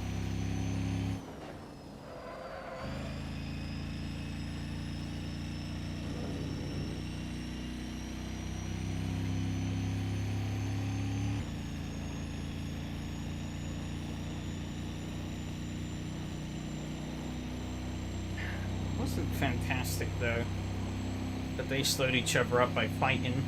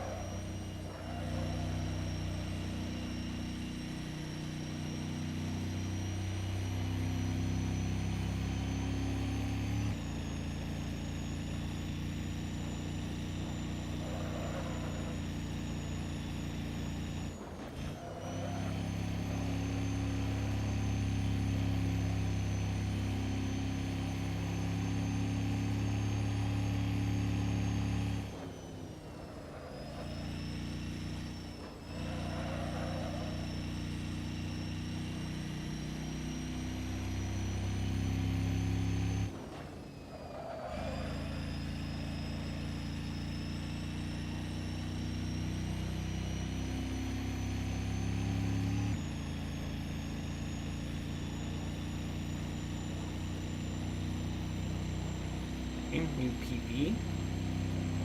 Still kind of off the pace. Yeah, not quite at the moment because again they're fighting, but they need to be doing a bit better if I want to stand a shot at holding any kind of ground in race 2.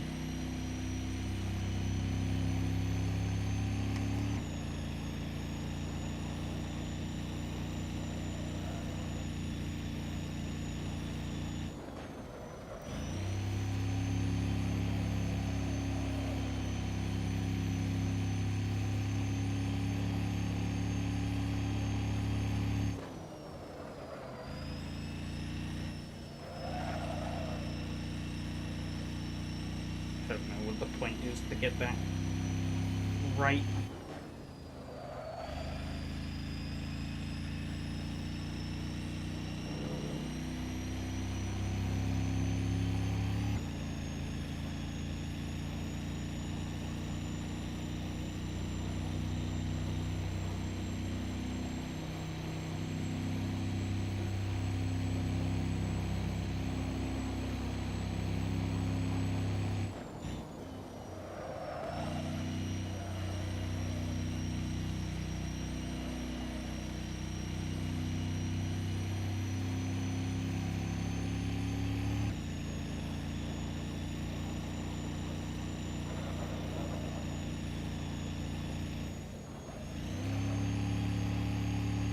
Yellow flag.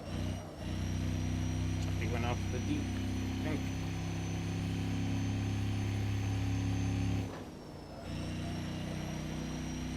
It's more like it. Adding more speed through there. I didn't quite get that right.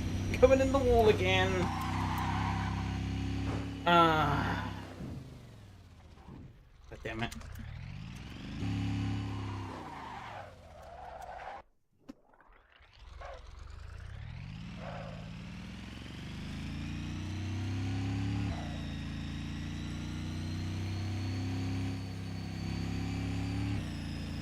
Well,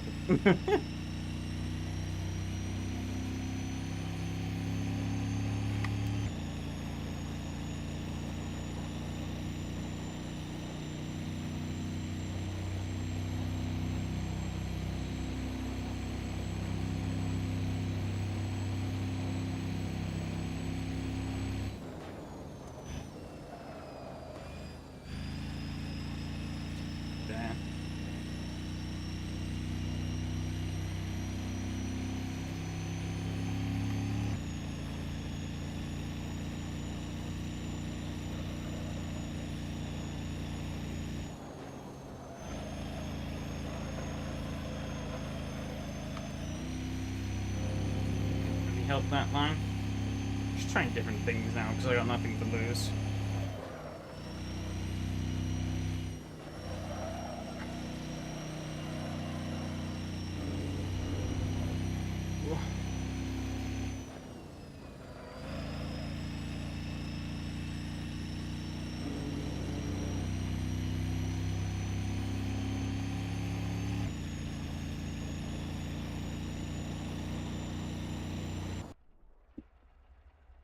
See.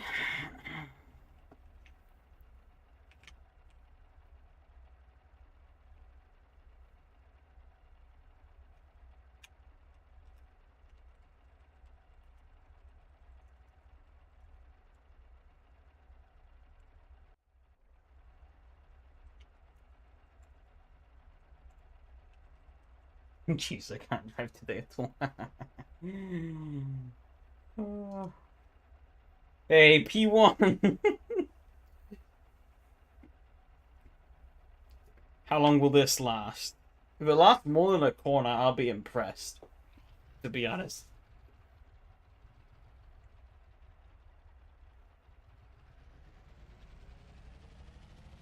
I think I used up all my racing talent in race 1, to be honest.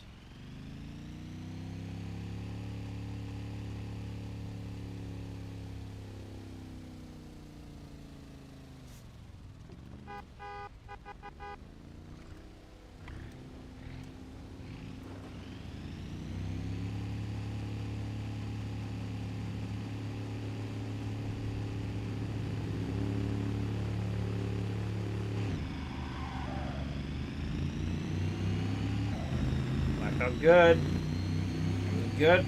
That was a good start. He doesn't really know where he wants to go. Maybe he should have tweaked the setup slightly coming into this race, though. Don't know why I let him take the inside, but he did.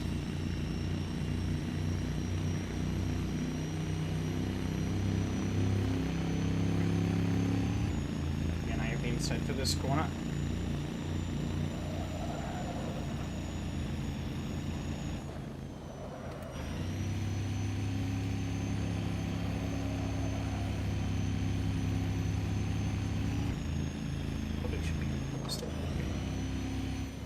I'm getting this all wrong.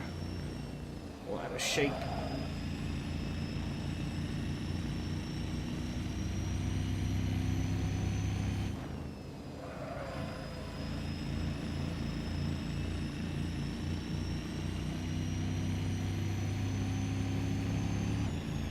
Over me here.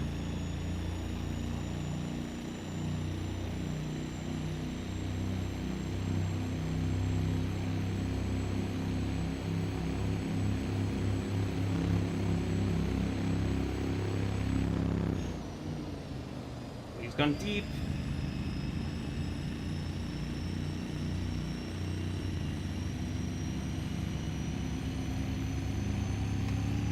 Got a defender from Vermont now, though. Oh, I've earned this theater. Oh, jeez. Mamma mia.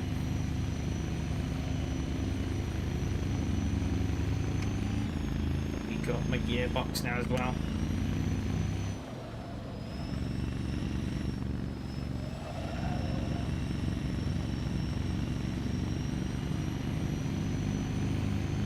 Yeah, that could have ended a lot worse, though. I'll take it.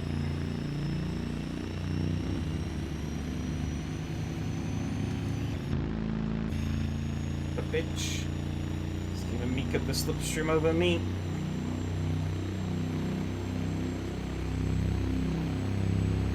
I'm getting it again.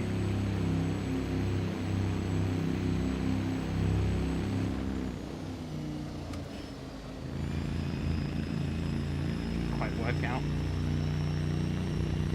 I was trying something, and something didn't really work.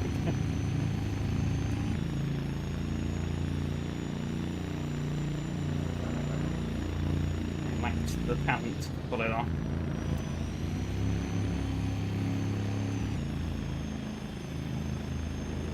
One's got a bit deep, so have I.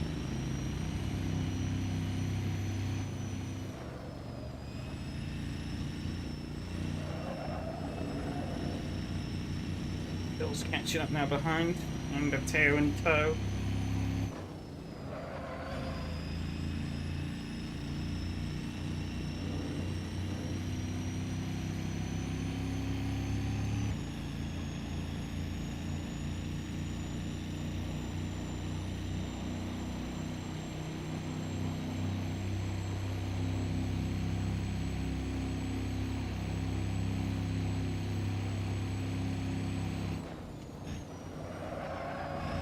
Sliding that rear on the entry a bit too much. Not too bad though.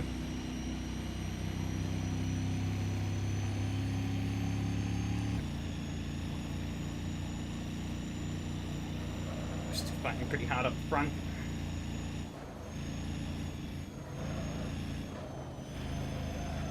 Line wrong through there. Num num grass.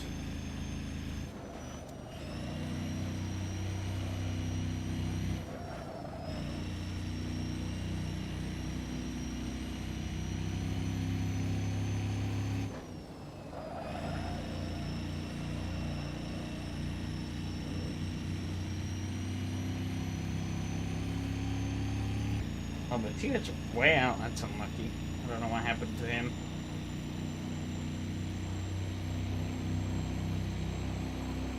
It's actually a pretty decent lap from myself there.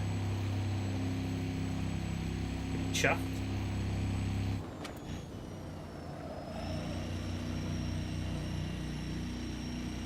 I think I might be getting the hang of it. It's not quite enough to match those two up ahead, I don't think, but probably enough to keep those behind at bay.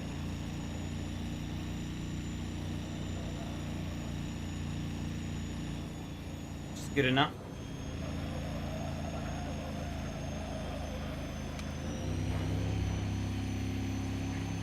Tidy up this corner a lot more though.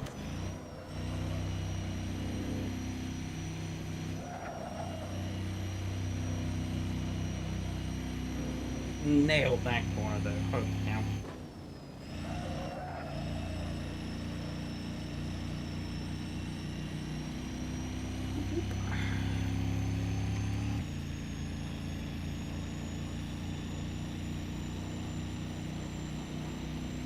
Not too far off, actually, in terms of pace on those guys. Good.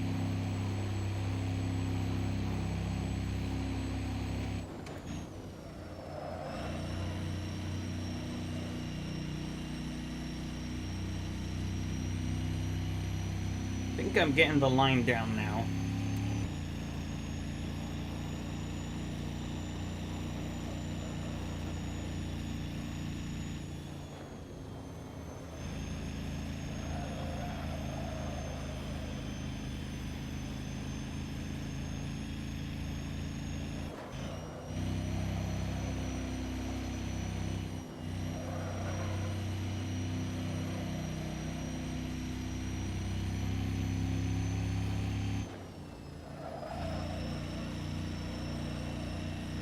Slip on the exit there. That cost me a bit. I'm clearing those guys behind though, which is good. Of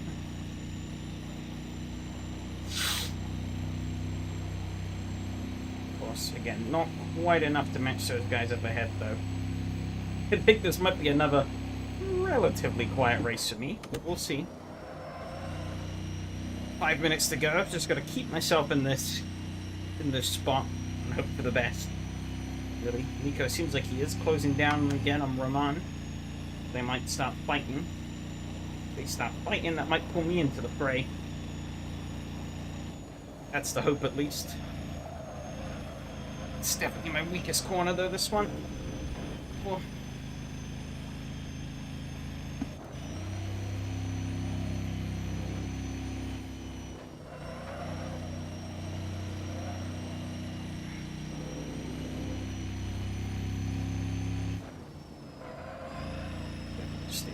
But that's okay.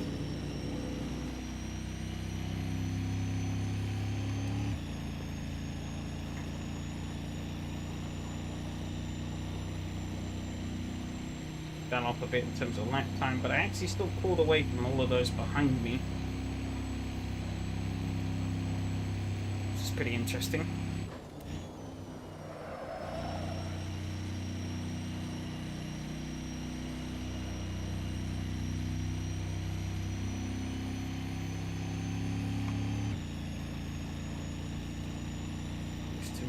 little too out of reach now, even if they start fighting a bit, but we shall see.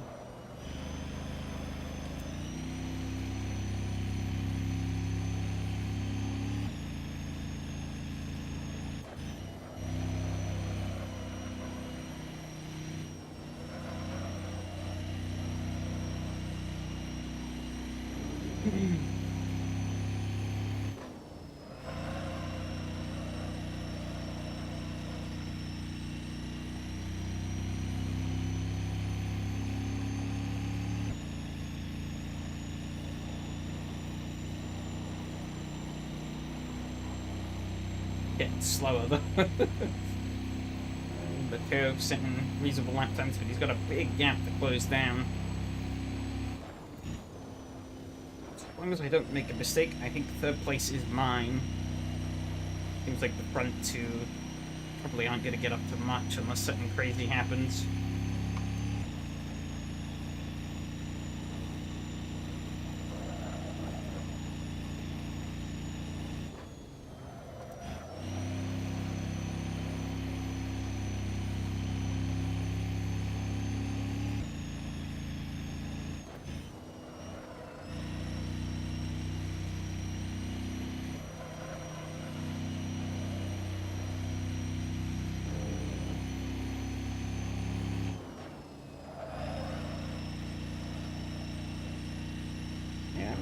Respectable lap. We'll see what we actually get.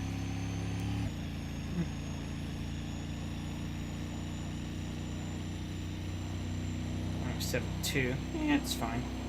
Not quite the 106 I think I pulled earlier, but it's comfortable.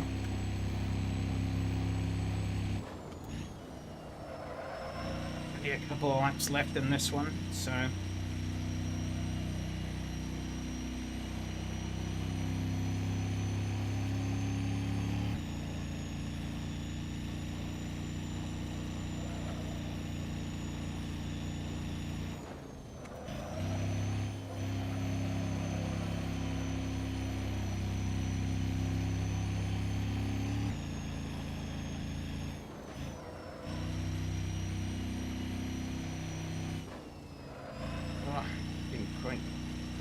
Poor rotation through there. Holding back before I crash into the wall.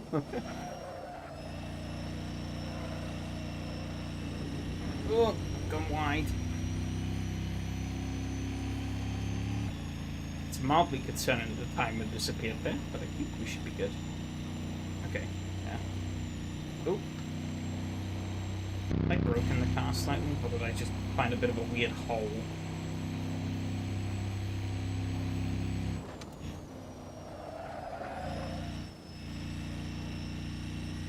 Got a pretty comfortable gap when those goes behind. So I just gotta take it easy and bring it on home. Too far away from those front two. Especially after the blunders last lap.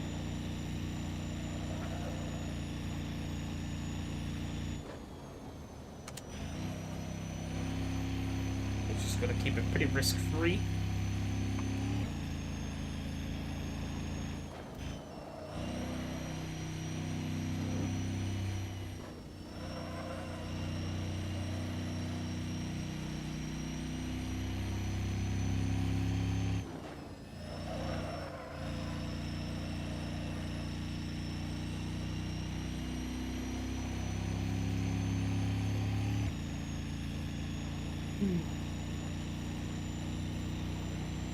Take that.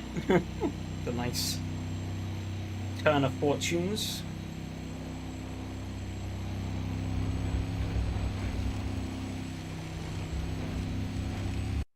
Oh. It kicked me out of the server.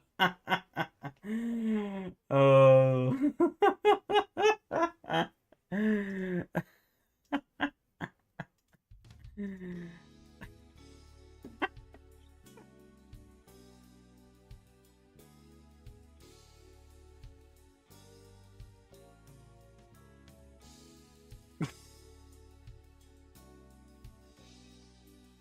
That happened. But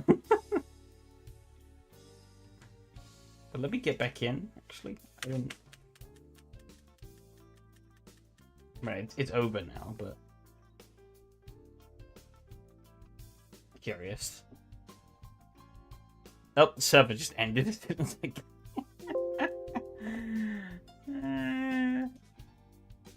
Only God knows how nobody died in that first lap. Yeah. Oh, now content manager's frozen. I should have tried to rejoin. No. Oh, fuck.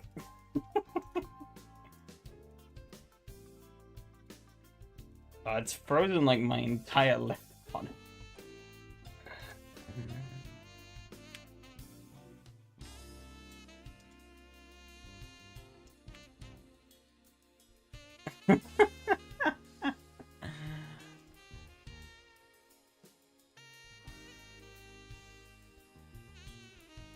I went in a bit of rally crossing after the race ended and it kicked me.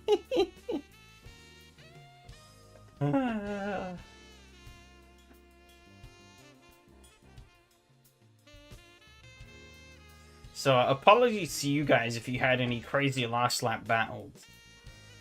Those who are behind me, I apologize if you had any crazy last lap battles. Because... Well, I guess end of last lap battles. Because, yeah. I may or may not have gotten booted before. Is this broken? Why is that not... Game?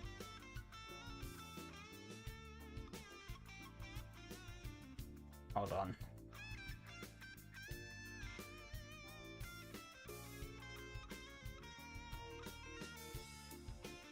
Keep. Yes. Please? Guys, I'm on the Estonia-3 from them crazy. I mean, Miko's an animal and everything.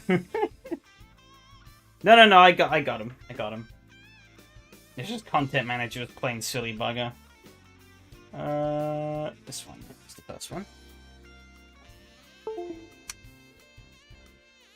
yeah, congrats to you. 2 wins on the night.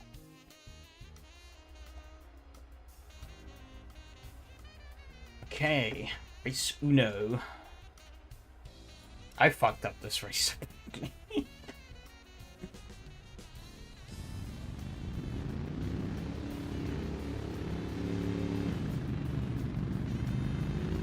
you got a terrible start.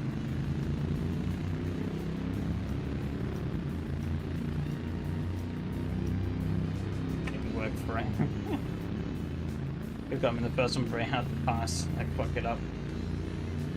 I guess we'll see.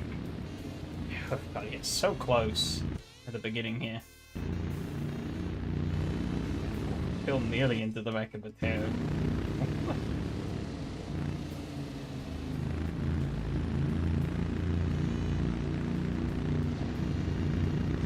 Yeah, I nearly went to the back of the hill there.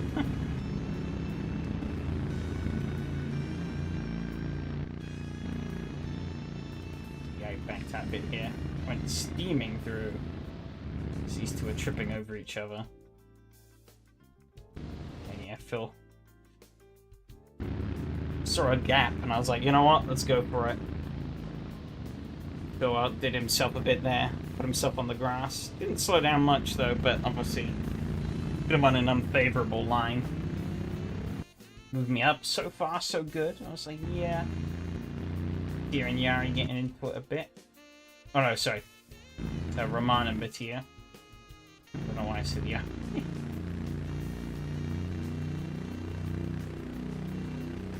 Yeah, it seems to be a bit of a... Oh, I guess I see it. It's not quite... You can see there's a bit of a surface change there. It's not quite smooth. Yeah, you can see, you can see it here as the car sinks into the ground. You can see the track is slightly banked, but this is pretty much flat. And I guess there's a little hole there, maybe. Yeah, you see Mateo dropped as well. I hit it in the second race, that little hole, or whatever. That plus your ping, yeah. But as I was just... It just reminded me of something that happened to me in race 2. I found a bit of a weird bump. I wonder if Mattia found something weird up there as well, because he stunk a bit. I don't know.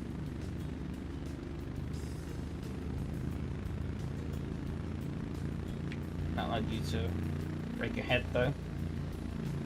Tear up to second.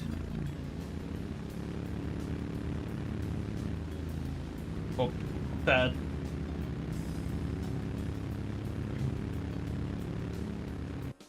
Damage and replays work in your server for everyone? No, no. No, it's 100% break for everyone.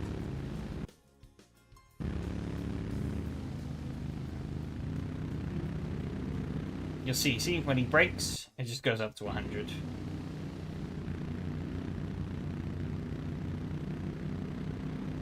That first time, I don't think it did, just purely on the fact that he didn't break long enough.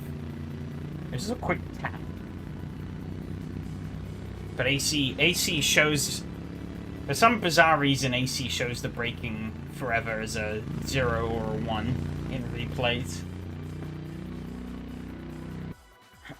Why? Who fucking knows? Used to going at it a bit, though. Nothing really came of that. Tia got wide. Me to get up in there a little bit. Didn't work out, though. I ended up overcommitting to this corner. And... bonk into the wall.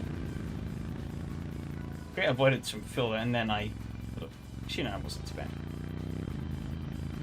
Missed that.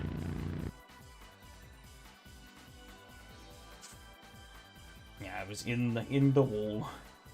Very unceremoniously in the wall. Oh! Tandem rally crossing. Both of them take a bit too much of that curve, carry a bit too much speed, and away they go.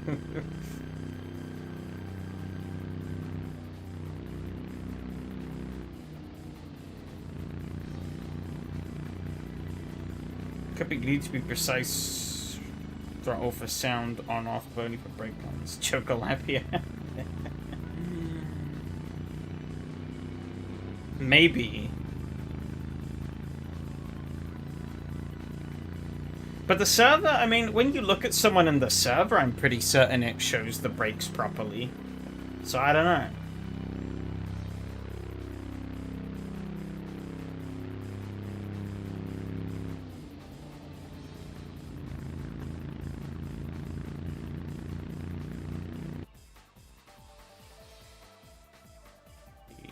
Oh, Mateo got it wrong again. Oh, you got that a bit wrong there. Oh, but he got that wrong. Trading mistakes. All the while, Phil and Yari getting closer. Sweeping through, though, into third. Oh, yeah. I didn't notice the little details on the nose.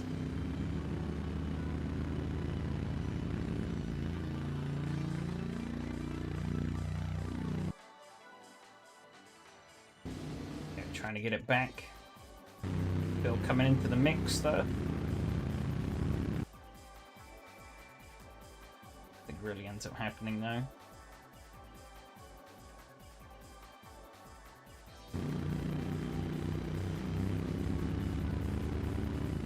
Bit of slipstream.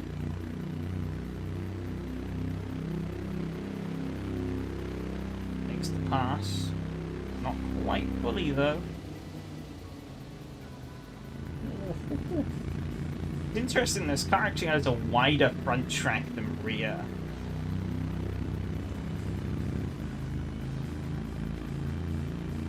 Back though. Nice bit of action here. Oh, that's unlucky. It's a bit too much speed on the edge. Did he get on the grass a bit? Yeah, he does. He bounces off the grass a bit. It's unlucky. Oh.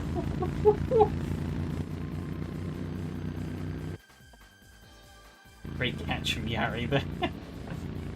Oh.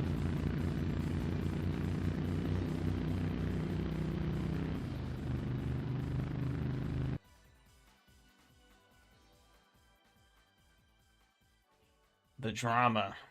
All the while, I was slowly closing in. Oh. Bill namped the top step. See a big old slipstream down here. Great run on the exit, around the outside. And then Just gets him up the inside. Nice. So negative 1 passing zone, 2 if you try to be me fail in this track, but other than that, it rocks. I think in a probably built for slightly faster cars. Because this car is pretty slow.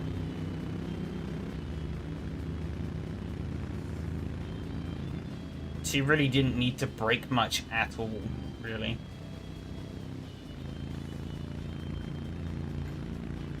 Oh, potato got wide there.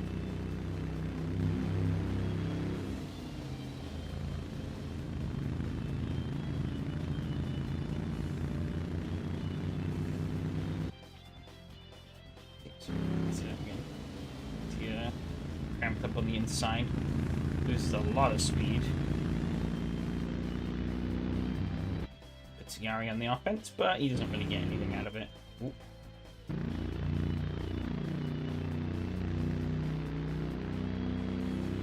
Still trying to get that opening.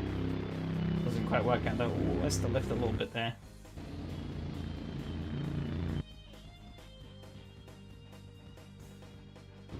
He's too back at it though. Ooh, nearly into the back, and he's wide. Ooh. Was there contact? If there was, it was only just.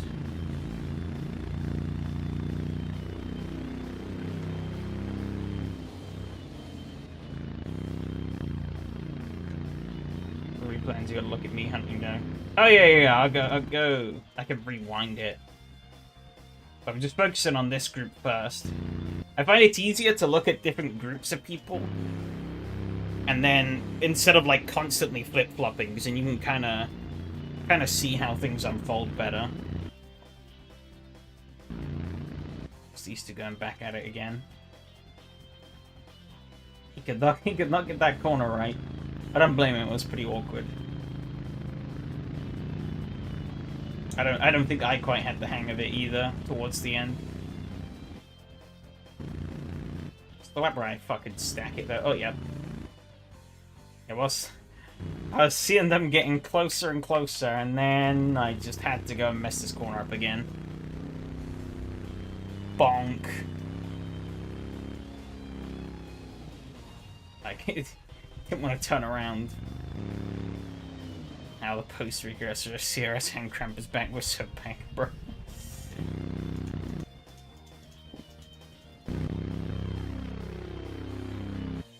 Still pretty close. Whoop!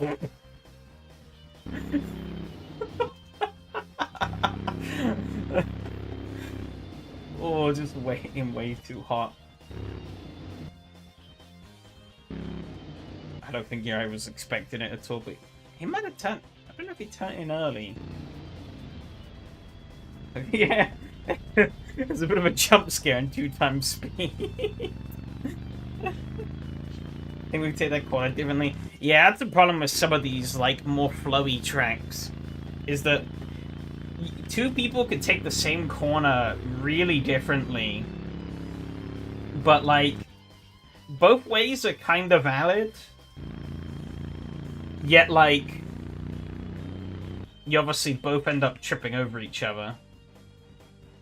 Let's see. See, you closed up. Yeah. Bit where this gets really annoying is when it's different cars, especially different drivetrains or different characteristics in cars. Because I remember doing on R Factor 2 doing a like 90s BDCC championship, and I was in the BMW obviously because rear-wheel drive supremacy and all that. But obviously the guys I were racing, they were in, you know, front wheels, most of them. There was a couple other BMWs, but they weren't really on the same pace. I was mainly fighting front wheels up the front of the field. And it was kind of annoying because at points it was kind of annoying because obviously the way you corner in a front wheel compared to how you corner in a rear wheel is so different. And it was like I was able to carry so much speed through some corners, but I'd end up just tripping over a front-wheel drive car. Like mid-corner, and then lose all of that momentum, and it was like, ah. Jimmy has the draft in this car kind of weak? Yeah. Yeah, it's pretty weak. And I think it makes sense. This car isn't very powerful, and it's, you know, it's relatively slippy bodywork. It's not going to be making much drag. Because that's actually one thing I'm skeptical about with this year's Formula 1 regs. Given that they've got that fancy straight line mode, but they go into low downforce, there's going to be like no drag on the straight, so Slipstream's going to be like piss weak. But that's a different topic for for later. Yeah, Piniki, the draft. I mean, the draft was still pretty weak there, all things considered, but it was stronger, yeah, because we were going faster a lot more. I think there was also more generally, I guess, because we were going fast. Well, we were going faster because the track kind of had more space to breathe. Here, you're pretty much, you know, the only real bit you've got is this straight. Not even really a full straight. But like a lot of these other bits, there's not a lot of space for you to really maximize the slipstream before you're entering a corner. Oh yeah, definitely. It's going to be more about ERS deploy in F1, yeah. But, you know, it would have been nice to have, like, some slipstream overtaking back. I don't want... That was kind of like, that was one thing that was annoying with DRS, right? Was that DRS made overtaking very one note. People just waited to the DRS zones to pass.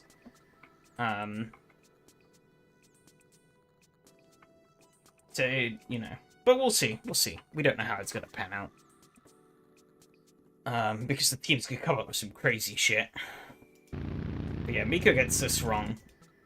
Puts him out. Roman looks for the inside. Not there. Tries to go around the outside. Also not there. Looking for that gap. Tries to come up the inside here, I'm guessing. Oh, yeah, that did not work. Also, if you turn in this car, you lose speed, so the straight corner makes it hard to close. But yeah, do you lock the brakes slightly? Seems like you might have. It's hard to say. Oh yeah, I think that locked. Slightly, yeah. Yeah, you just, yeah, you completely plopped him.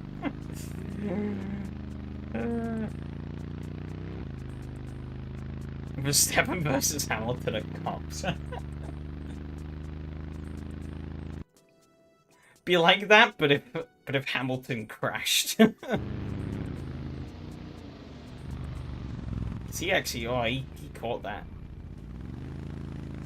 Did it drift that last time? I don't know if you get back. Not back far enough.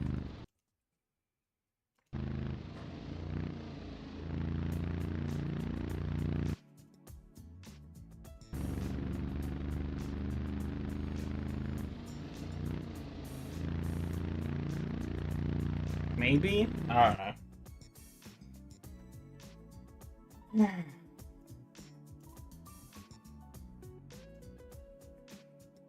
Maximizing grip or some shit. I don't fucking know.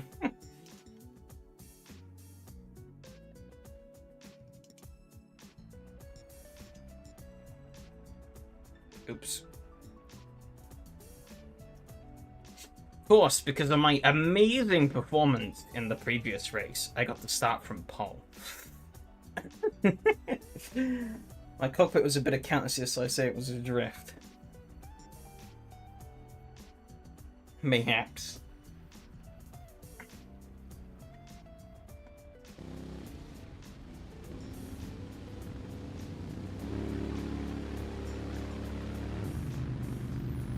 A pretty decent start, all things considered.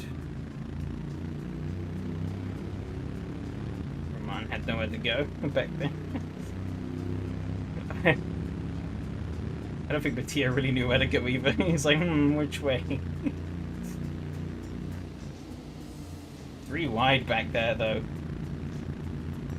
Made it work.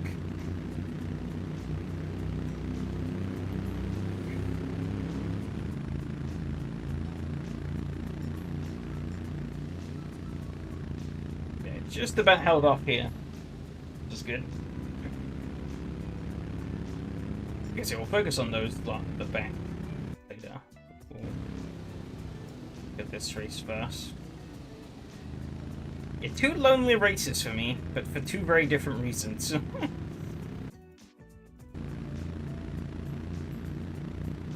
Launch from neutral +4 as you launch from first, full revs the car. Yeah, I mean I always launch from first, so unless it's a car that doesn't have a clutch. Because otherwise you put it in first and it goes, and you're like, oh. Oh, I have a drive-through now. You got a good run on me here. I was like, I'll keep the outside, because then I'll be the inside for this corner. Which kind of worked out. He ended up going too deep. Yeah, I guess there's like is there like a little hole out here? I could see a bit of a seam.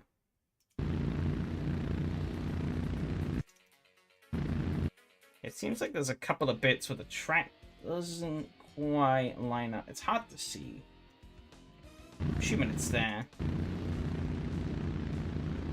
Oh, that caused him to spin. Oh, that's unlucky.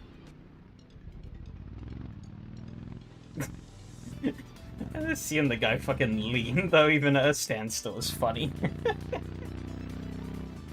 Yeah. And then I was all over the fucking place.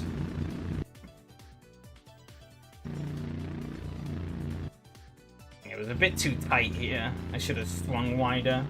And that kind of set me up for failure. In the dirt. You went in the dirt too, cheeky. Superior Swedish time.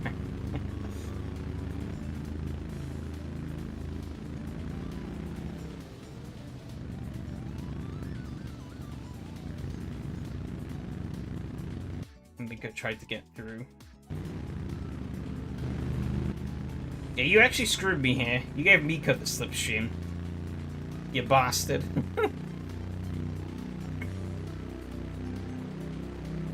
Tiger effect, you know I have it.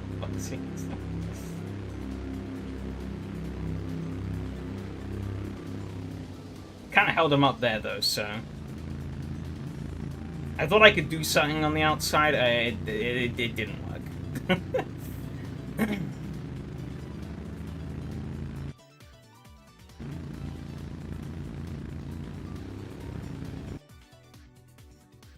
Oh, bit of grass touching there.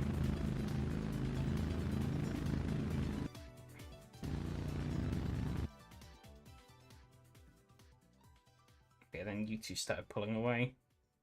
Yeah, from here on out, the track kind of started spreading out. These two pulled away from me. Well, I was kind of like a magnet in the middle, repulsing everything away. Guys behind me were falling further back, and then these two ahead were cutting further away. Matteo at the end did start catching a bit, but that was because I started messing up. I was pretty surprised that I'd been able to pretty much 180 in my pace. Felt like I was pretty slow in race 1. But I was able to have much better speed in race 2. Not quite enough to match these two, obviously, but it was good enough.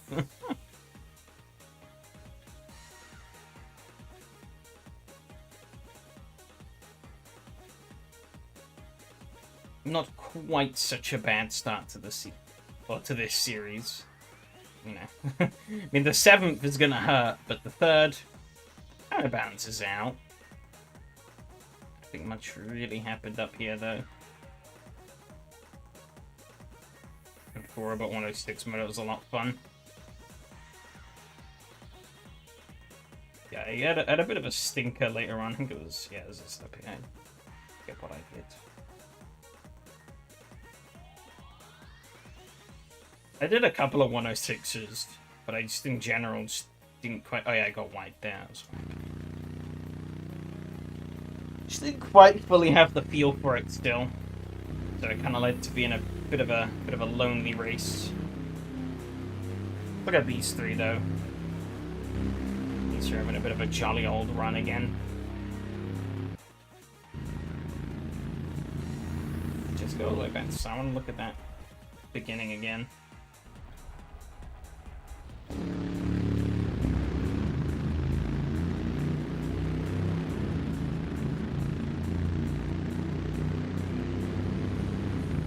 With like, especially the S's, I guess they're called, where you lose all the time. Yeah, I don't know why any of the corner names are here. Yeah, Matteo was stuck at a sandwich. You got past him, but then Miko slotted straight in. That's on the second third of the weird length of them, yeah. That's kind of the whole track, really. You get one, and not to mention, because they all kind of flow into each other, you get one corner wrong, you basically guarantee you get the next corner wrong as well. Oh, that was close. Because, like, yeah, say, like, if you got a bad line out of here, then you're having a bad run into this corner. And the same thing, obviously, bad run through here, bad run through here, and then you get a bad run through the next corner. Yeah, you get bad run through here, you get bad run through here. There's a little bit of a straight here, so I guess you can kind of reset. Maybe it works better in reverse? I don't know. I think it was a fine track. It's just that it has those kind of tricky characteristics about it.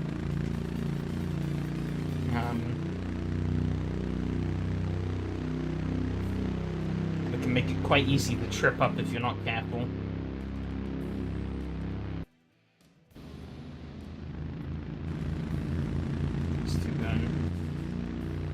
Get at it. Yari making a great move up. I didn't quite. Oh no, that does work out.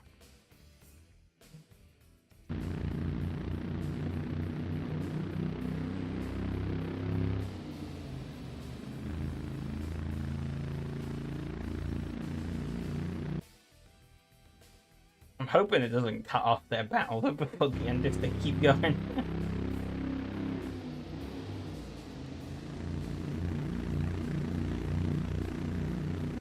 Nice move up the inside. Yeah, the only issue with these cars, though, I guess, because they are so slow, you make a mistake, like you spin or you crash, and that's pretty much your race over. That is part of the reason why I made it 2 races as well, because, you know, you at least have a chance to redeem yourself. Englishman banned from his own country, damn. My own kingdom. They overthrew me.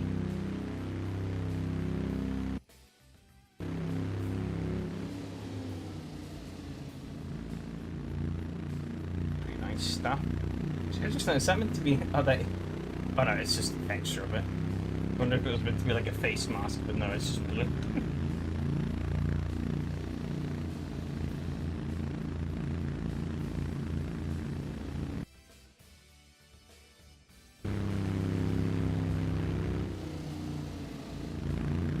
Close stuff between the 3 of these again.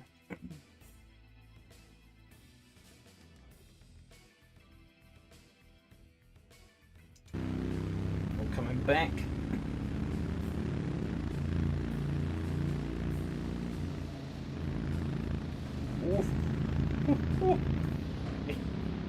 And Yari's like, yeah, I'll take it around the outside. Didn't quite work. Wanted to make a face mask texture during COVID times. Oh, did you race these around COVID time then, I guess?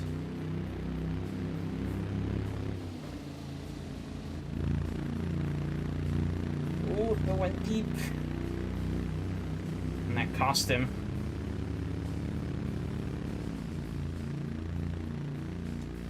That did cost him. Again, there's still pretty much nothing in it between the three of you. Boy, Yari, brave there. You made it work, though. It's pretty damn impressive. Now Mateo to break away, though, quite a bit. Ooh.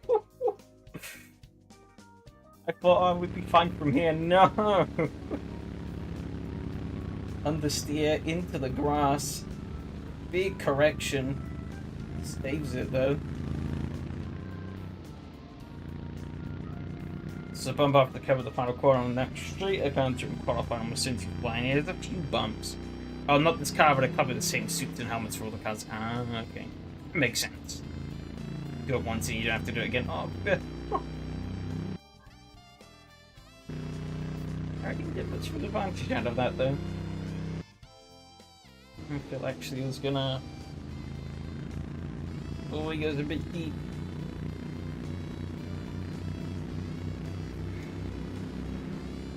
Just try and go ahead and see.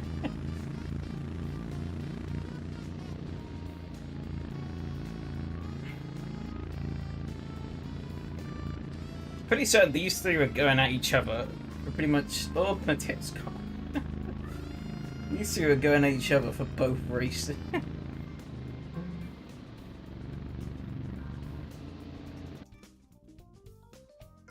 Great stuff, though.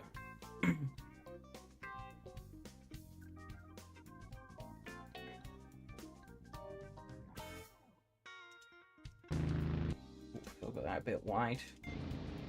Yeah, overcooked it a bit. Don't have grass effects, knee-high grass? No. Is that what it looks like with grass effects on there?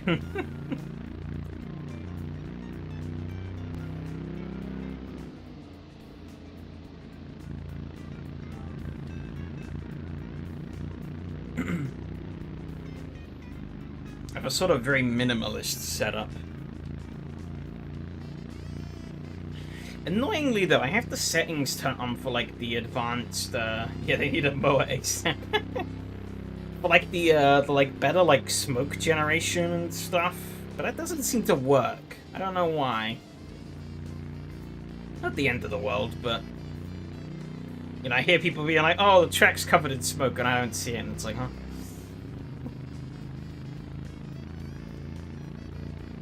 But I do have the setting turned on for it, so... Beats fucking me. Broken ass bloatware. Oh, you got that bit wrong.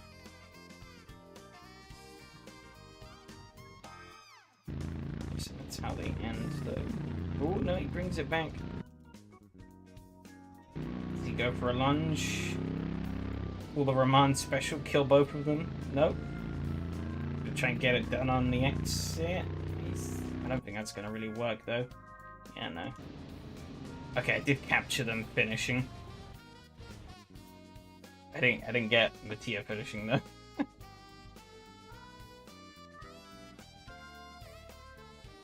Might be already screwed. At least in this race, yeah. I can see I just kind of went and fired. I finished the race, went and fired the car out here. I thought it would have reset between sessions, because I did it in qualifying or the practice, I think. And I got yeah, in practice I got walked back to the pits. And then I did this, and then it kicked me from the server. So I strayed too far over, obviously, so it would have counted. I guess it counted this section as going backwards. Let's see though. Hold on. Oh, there we go. Yeah.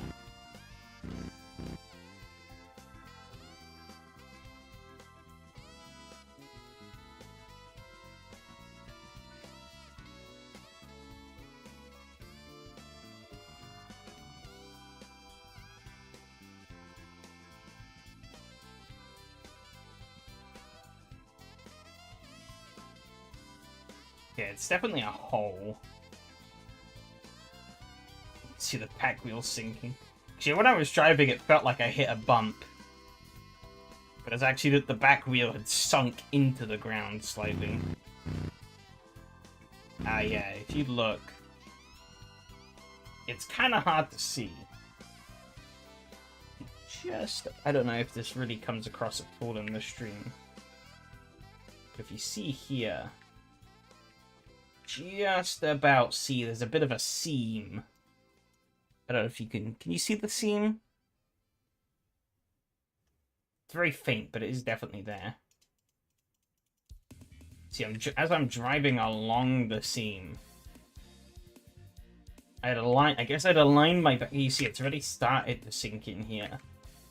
And that is pretty much slap bang in the middle of that seam. See, as it keeps going in.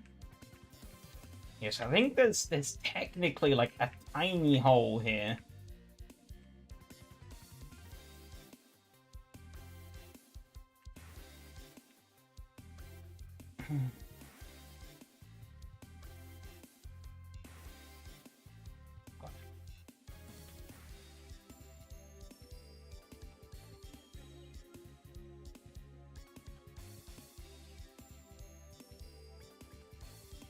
Driving along in the hole. Yeah, you see there. I think it stopped going any lower because the actual chassis hit the floor.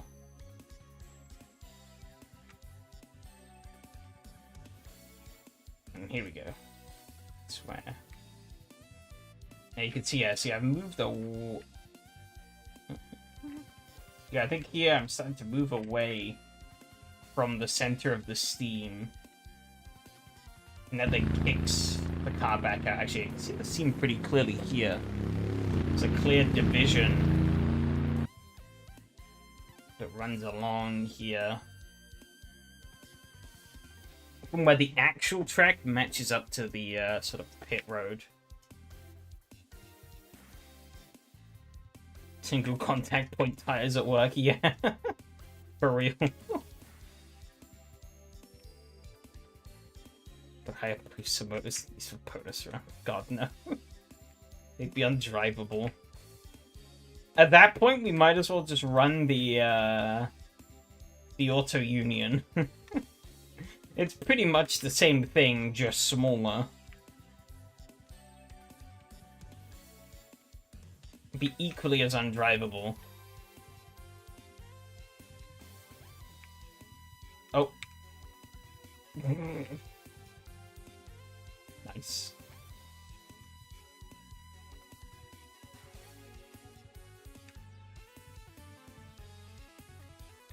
I think that's pretty much all from these two races, though. 0.7 meters in Google Maps. I want to get back to the Bugatti race, though. Take a look. A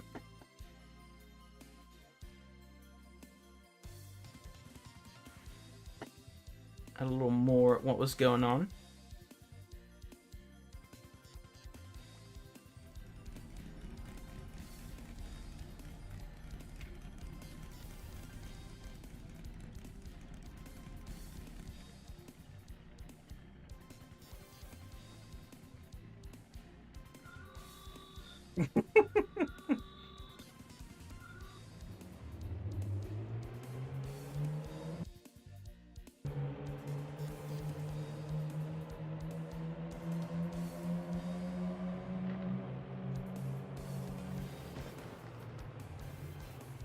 This is a great race, though. I think I've just gone a bit too deep.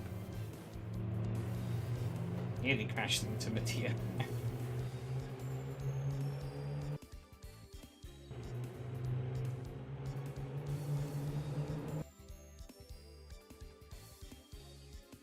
don't know if I missed much, though. I feel like I did. Some of the earlier stuff up here. But maybe there wasn't much that happened. I don't know. Ooh, I think I made a mistake somewhere. Oh, big slide through that final corner. Put his wallpaper in the skins folder.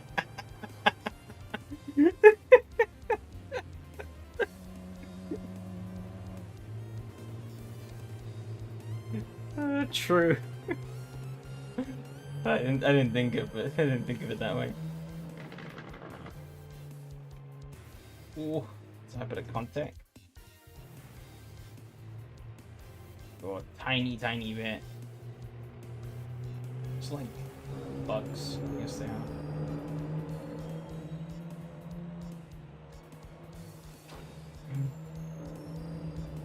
Oh, in the dirt. Yeah, the sand here was killer, especially in these cars. Stickable. Yeah, no momentum in these things, so like a wheel in the dirt anywhere. And GG.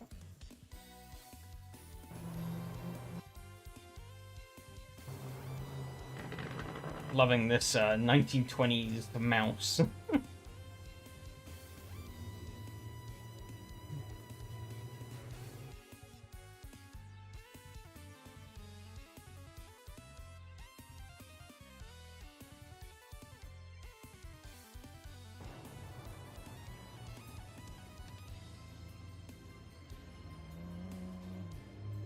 Shame that we'll be coming back to this car. I did have quite a bit of fun. I mean, maybe we can run it in a future season. There are a couple of... It is in a group with a couple of other cars. I don't know how well the balancing is, though. There's like this, there's the Sunbeam, there's the... Wasan, like, C6.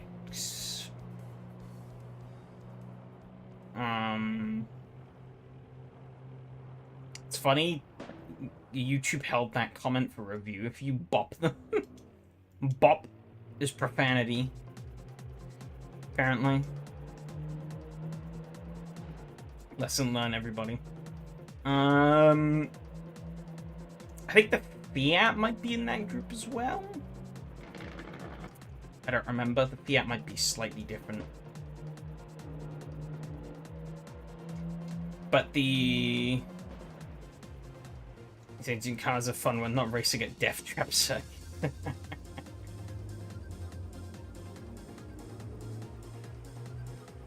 I mean, I think they can be fun at Death Trap Circuits as well, but, yeah, you do get to race them a bit more when you race them at, you know, actual racing facilities.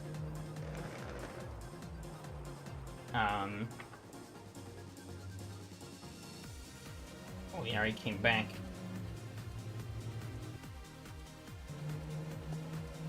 But yeah, BOP, I mean... The only thing... I would like to do some series with, like, varied cars, but yeah, BOP is kind of the nightmare that demotivates me a little bit for them. Because, like, you have to do a lot of testing and a lot of comparisons and a lot of adjustments, and then you still probably get it wrong. Admittedly, now that I am, like, the full controller of everything, I have a lot more tools I can play with. Because obviously, with SRS, I could only really play with ballast and restrictor. But now I can fuck around with the car's setups a bit more. And say, like, oh, say, like, this car can't use the hard tires or whatever. Or, you know, this car has to run slightly lower downforce or something, you know. Gives me more options I can play with, basically. Viper versus Corvette was fine, wasn't it?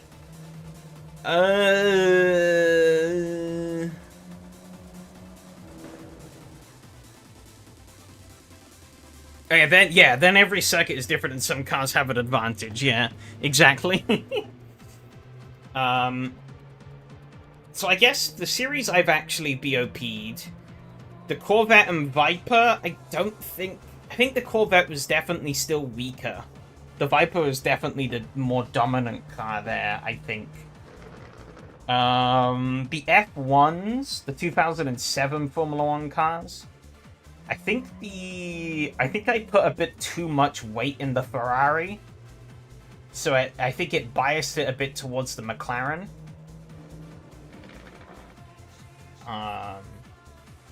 While I didn't BOP them, the 97 Formula 1 cars maybe could do with a little bit. Like maybe trimming out a bit of the fuel in the Ferrari or something. I can't remember what it was, but I think the Ferrari did have some slight advantages. But I think I also ran that as a fixed setup series, so making it restricted setup might have actually solved that problem. Well, I drove the Ferrari. I was like, I'm whacking all this BOP in it, so I'm gonna drive it. And if I got the BOP wrong, I'm punishing myself.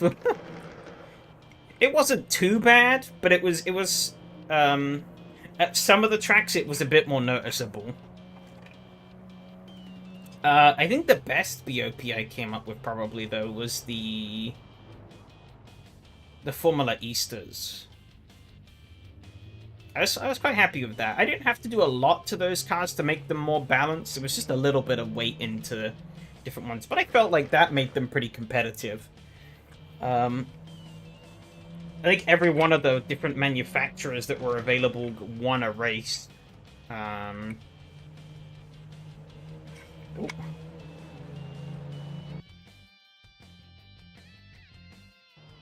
Went for that. I wasn't even paying attention to the replays here. Is there a touch? No. Just Miko overdid it. This guy loves to let go, yeah.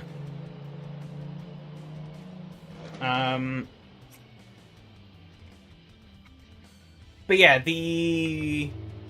I felt I mean, those cars had quite different strengths and weaknesses as well, the sort of ground effect Formula Easters. So, like, the two street circuits we did, the Medalex definitely had the advantage. At the, at London, the RAF kind of struggled because it didn't turn enough. I think the Medalex might have had a slight... Actually, I think all the cars sort of had a round where they shone at. But yeah, no, I do... I mean, unequal BOP isn't much of an issue, but I would like... I'd like things to still be close, if I can help it. Like, you know, especially because I like, if we're gonna run multiple cars, I want to see variety. There's no point everyone just picking the same car. And while I'm sure we would get that, you know, we would get variety. You know, I also don't want it to necessarily feel like people are punished for picking a different option.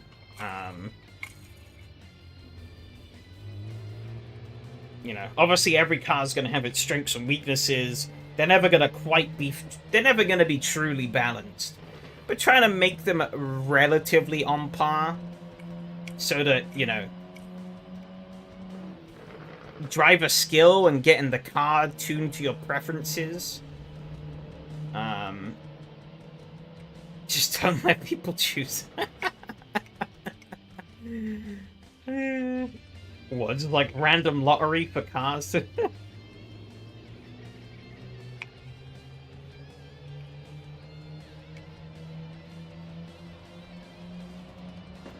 could be a pretty funny idea.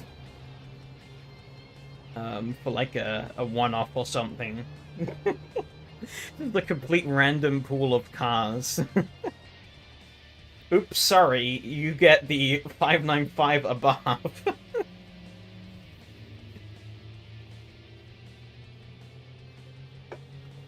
While this other person gets the Porsche 962.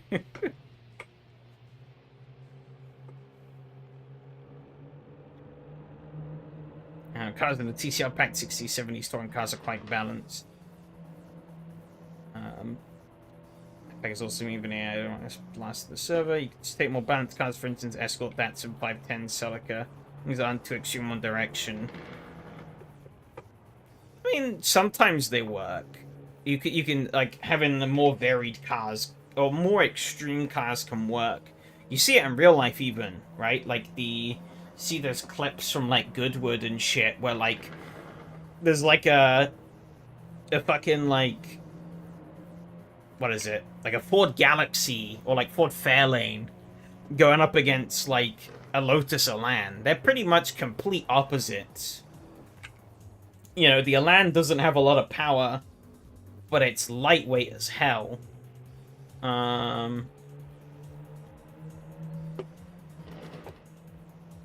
Whereas, you know, the Galaxy weighs like 1,000,000 tons, but it's got a lot of power. Yeah, Stroll versus poor guy from Burundi. Or in the case of ACC, you get the right to, yeah.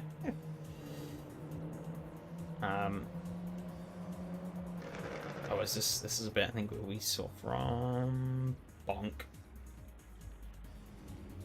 Yeah, at this point, this is just on in the background for set dressing. But yeah, no, I would... I don't know, yeah. I don't care about things being perfect, but I would like things to be relatively fair.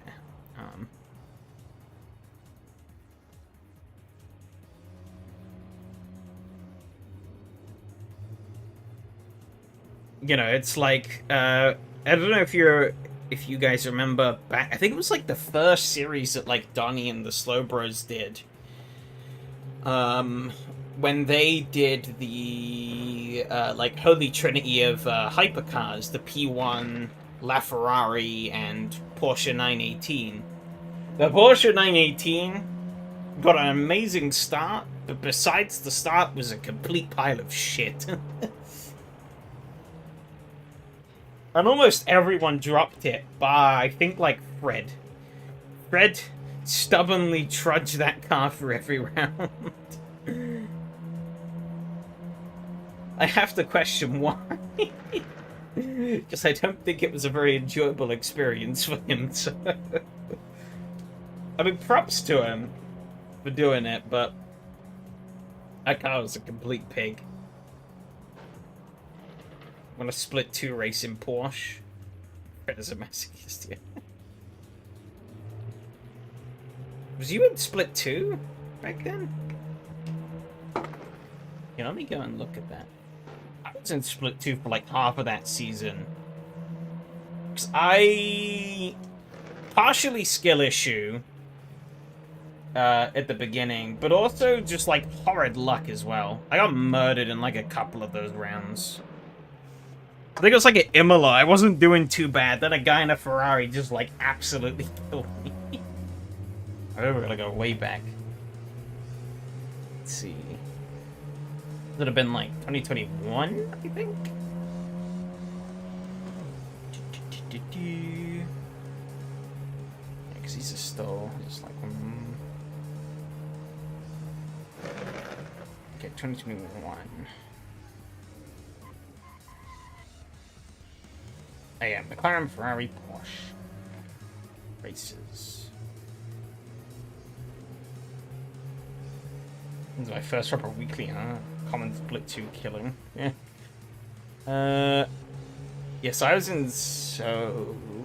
Am I getting these the right way around? Yeah. Imola split 2. I don't know. Oh yeah, it was that race at Imola. Yeah, I got fucking murdered in that race.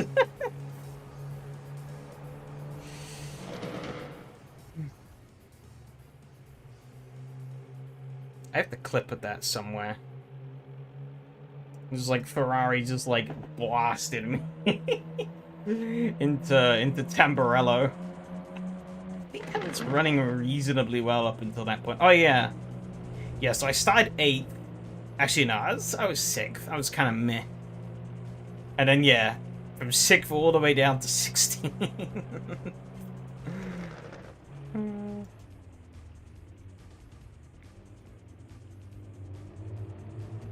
that was a very early season for me as well. I hadn't been doing it for too long. I think that I had started a little bit before that. About a series before that, I think. Because that was when James had the 90s BTCC. I actually finished third in that championship, despite being split 2 round 1. But that was also pretty crazy, because Michael won that championship without winning a single race. It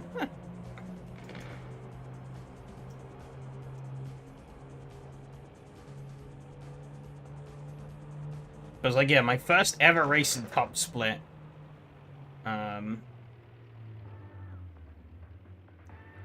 I got like 2nd place, and I was like, holy shit. But I think Goodwood was just a tire muncher and killed all the front wheel drives.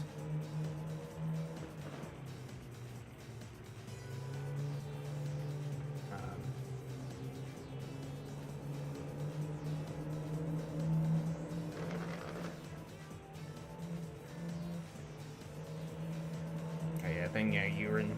Hold on. Oh yeah, Mika. Mika winning all the way back then as well.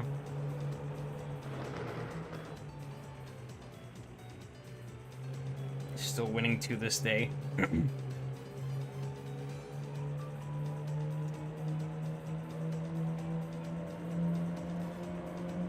We've been racing each other now for like almost 5 years.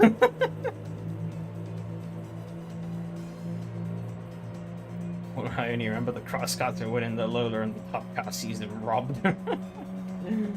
Yeah, that was a pretty tragic end of the top cars. For you, at least. For me, it wasn't too bad. Who won top cars in the end? I don't even remember.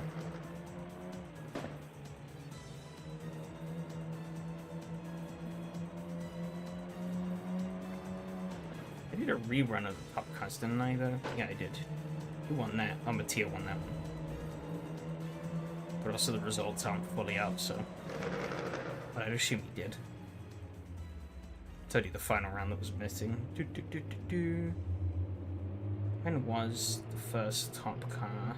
Oh, little bump there. Oh. Ha.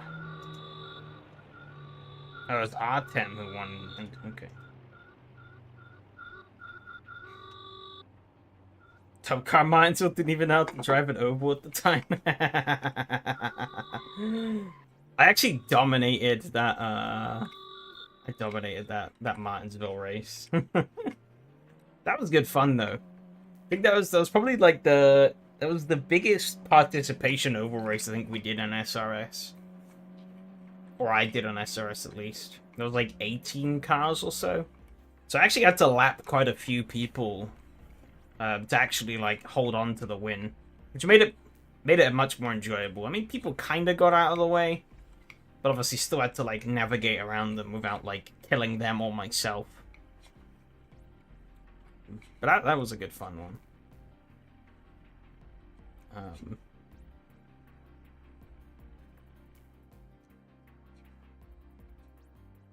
You got lost a second there. What, Martinsville?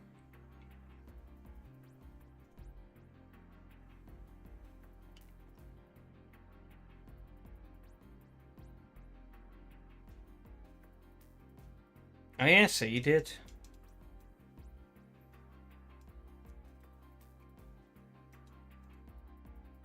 Yeah, I see that now. Yeah, 98. That's pretty good. Yes, it's not hard. Oh, well, sorry. It is hard to pass.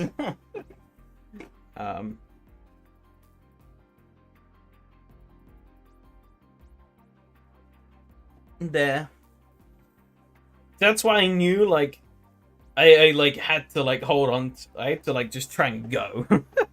Nab pole and just go.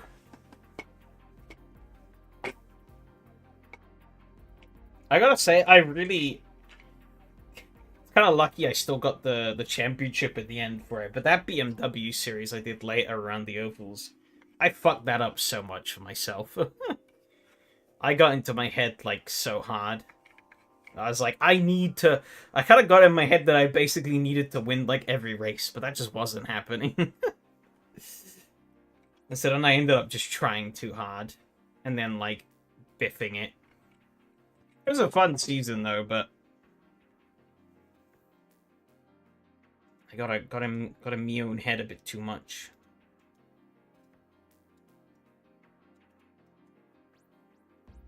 Got to that by a Frenchman? Yeah, you did. Ukrainian team hired that movie chicane for the one round, 100% true. So yeah, morning, Adam. You said you wanted to look at one of your laps. Any lap in particular? It's kind of vague, just saying look at one of my... Bear in mind, I don't really have the telemetry, so... I think it's fine just to compare driving.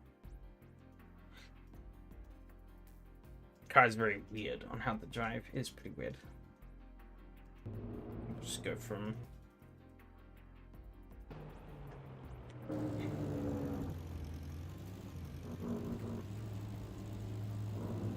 You know, I almost felt like holding...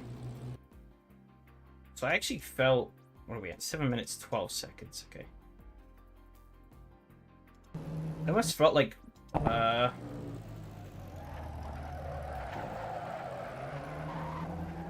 Okay, that wasn't really a good example. That was a bad example.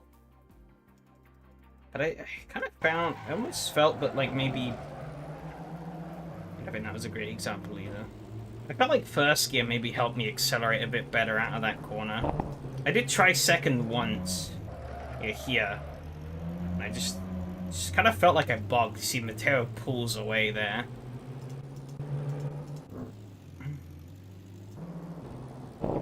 Back to it. Curb nom. First too short for the proper line. Maybe, I don't know.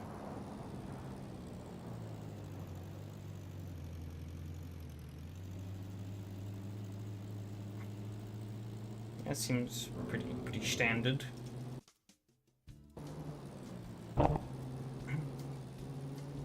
Oh. Okay, I don't think this was a great lap, but...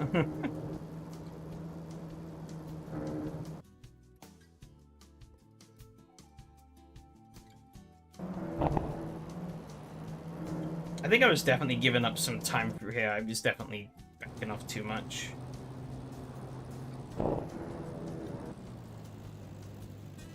Maybe he pedaled with his legs Flintstone style. That's a clean entry. Damn. Nailed that apex. It's pretty fun sliding the car through here. It's like you can sort of hitch it in. You see it's sliding, and then whoop. You sort of lean on that rotation. Actually jumping on the brakes there, huh? I took a wider line through here. How I always do this corner. I take a much wider line in, and then that allows me, I feel like, to apex a lot faster here. I think where I lose most of my time at Laguna is definitely the earlier portion of the lap. Sometimes this corner, because I get it wrong. But I think generally I'm pretty decent on the downhill. I guess also this last corner.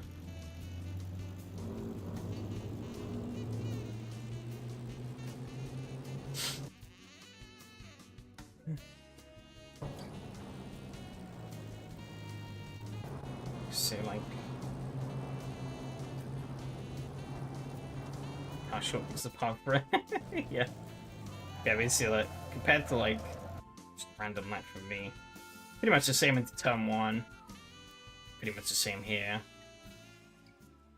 So, like, yeah, you're pretty much just executing it better than what we were, really. Earlier on, I thought, like, oh god, how the fuck am I gonna do, like... Yeah, how the fuck do you do a 202? Because I was doing, like, 207s. But I think in the race I put in some, like, low 203s.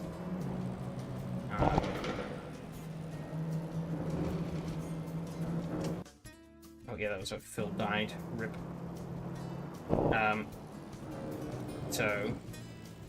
And I feel like with a tidier execution, I probably could have etched into the 202s, but I couldn't get that tidier execution.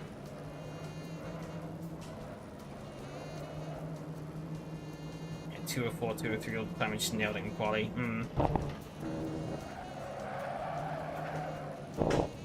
Follow me around and get on his pace. Oh, yeah, this is a bit of a shoddy lap for me. Yes, 204. What was my best? 203, 4. 8. That's fine with Mateo, though. 203, 2. 203, 9. Yeah, a bit of a slower start for me as well. So having to do a lot more fighting. Oh yeah, also this. Oopsie. How does the ballast work? Adds more weight into the car. That's literally all it does. It just makes the car weigh more.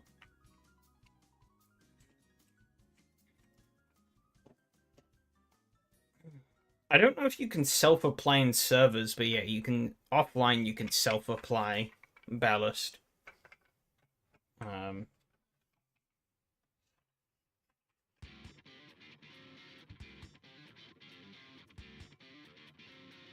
Which is how I was able to test it for the Formula Easters. In these cups, how much you apply per person? Well, none at the moment.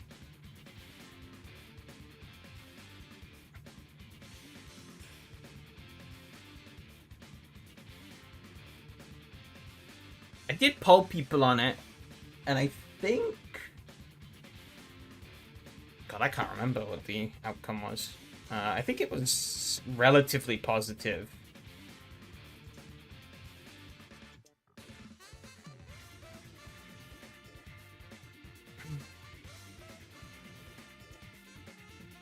But I don't remember. Success Ballast 1, though. Yeah. It did, I just never really got a chance to put proper thought in how to implement it. Because the current problem is that there's one thing I'm trying to rectify this season. Is I'm trying to get ahead of the curve with series planning. Because creating and setting up the series is pretty much what's taken up most of my time on actually doing community racing system stuff. Like, managing just making sure all the races are set up properly and that we actually have new seasons to go to as well. And so at the moment I'm trying to get ahead of the curve and also find ways to make that work easier for me. Cause yeah, it's like I wanna plug into loads of other little ideas and stuff. But then it's like, oh shit, I gotta get like the next season ready, or I gotta get the next race ready. But at the moment I've got basically all of the next season ready. Ooh, almost. I need to fix up the the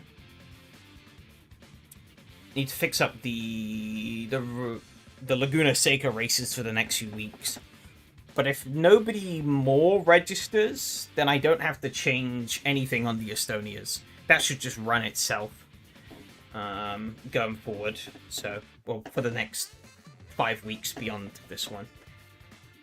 But I am looking at ways to further update and make the server automation more robust and whatnot. Because at the moment it's very basic, but not crazy amount more that I would want to do, but just to make it a bit easier. But also, yeah, trying to go through and come up with some more series ideas throughout this season. Probably start doing it at the weekend at some point, because I'm back to work this week. Well, I have been back at work these past couple of days. and try and build up a bit of a series backlog that I can fall back on, and then just build on top of that backlog going forward. That is like the big thing, really. If I can build a series backlog that I just add to occasionally and poll people on, it'll free up a lot of effort that I can spend on other things.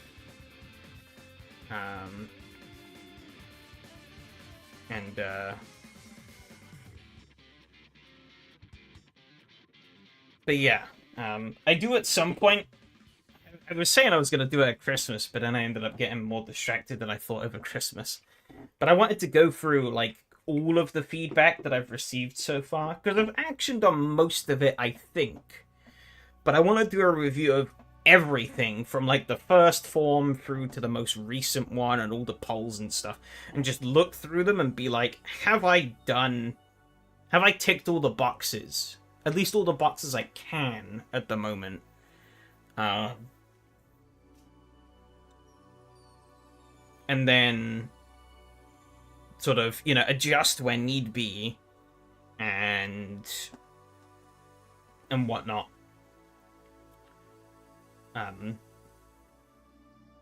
Or if we've come up with a better idea in the meanwhile, then ignore it, sort of thing.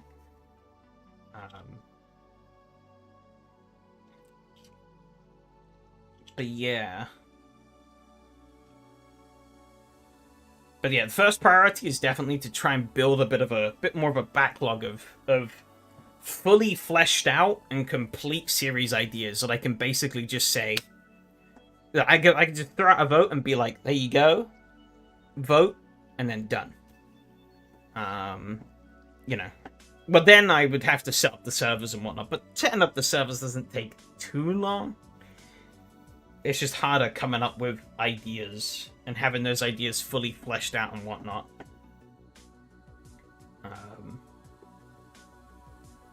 I've got that big list like Matthias sent through, so I'll definitely be going through more of those.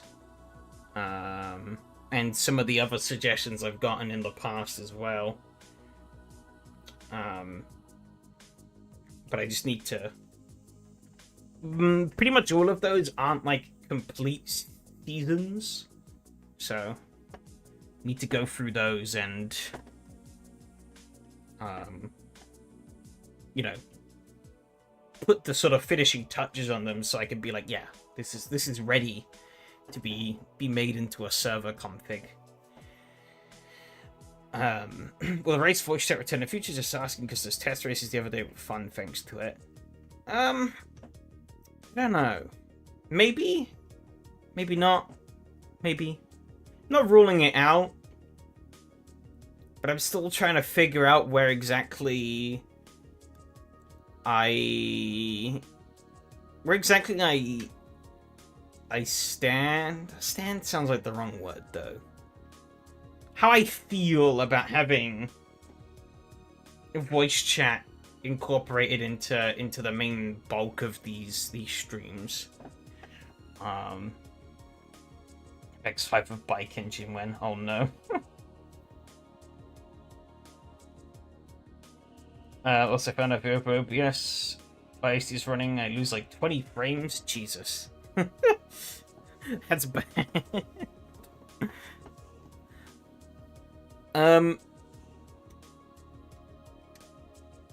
One speaking of content though, one point as well that I'm not fully sure where I want to draw the line on yet either. But I mean, I guess it probably will come down to like some kind of community poll. But it's in terms of like content sourcing and content attribution.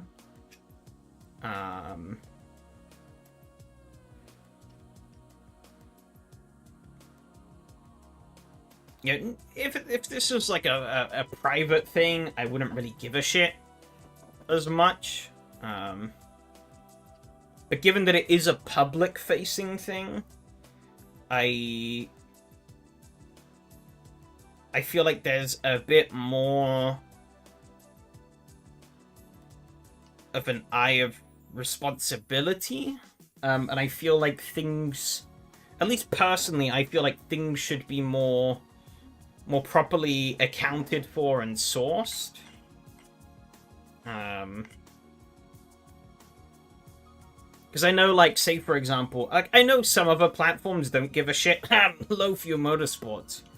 Because I remember some track modders got pissy because they went and made unauthorized modifications to their tracks and then just distributed those as the kind of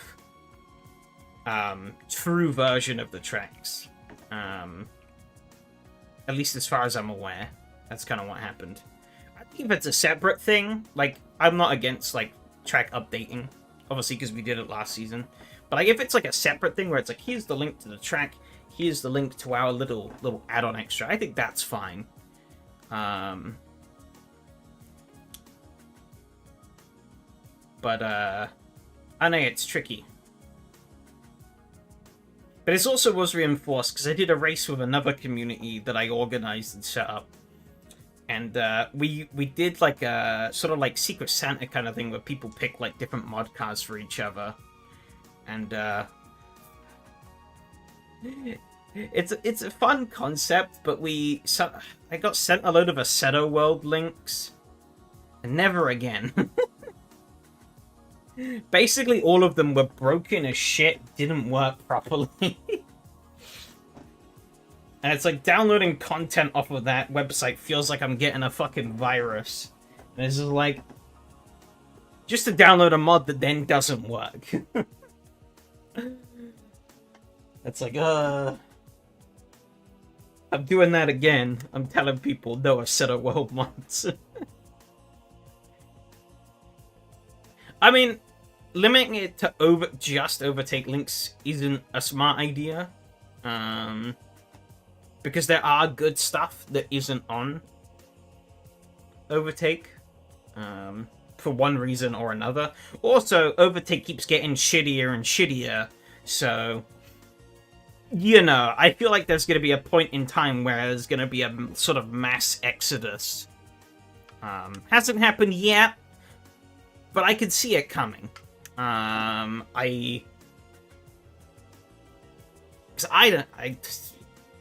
Like, the quality standards and the usage standards of the website are just going downhill. They have been for years, really. But, you know, it seems like they just don't give a shit as long as they're getting the money. But obviously that's where all the kind of... Well, it's the main place still to get things, so...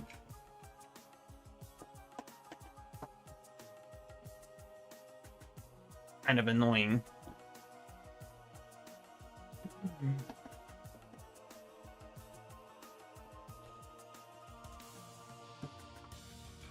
But yeah, it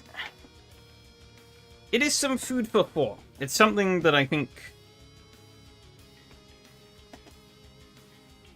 probably needs a bit more thought and discussion on.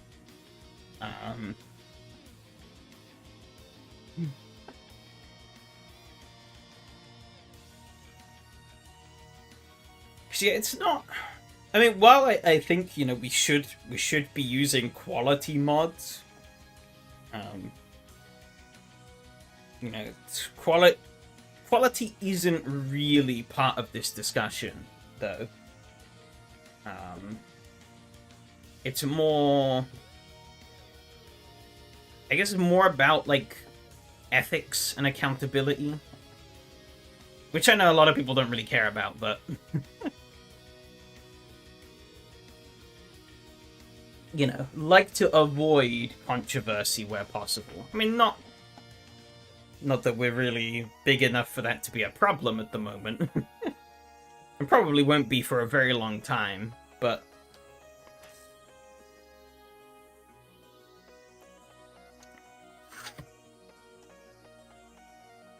you know, I think it is...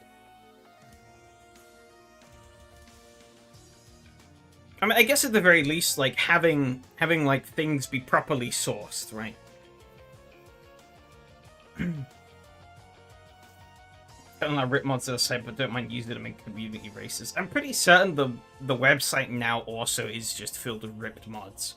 I've seen a few that have just stayed up there. Because they even say it in the description, and it's like, why is this still It, like, literally goes against the website's policies, but they just don't give a shit anymore.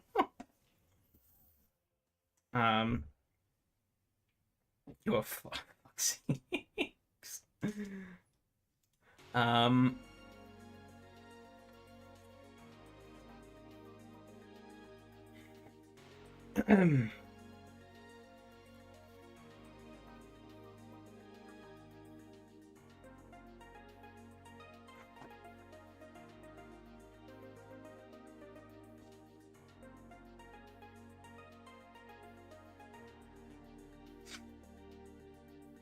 But yeah, no, it's a bit more of a prickly conversation, I guess. And I don't think another 50 feedback bombs. Hell yeah.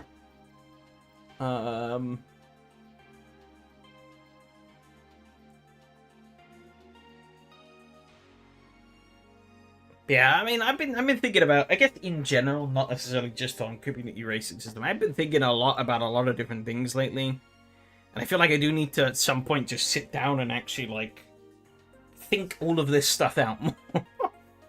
Because there's a lot of different things I want to do, a lot of different things I want to change or improve, and I keep saying I will, but I never do.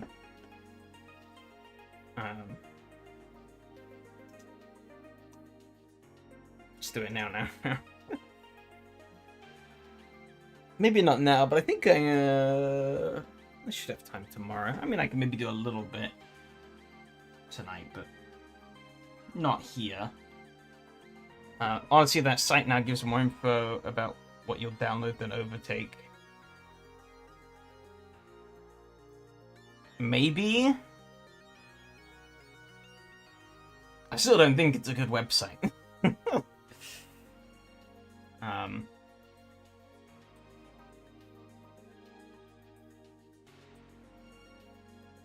In general, though, I do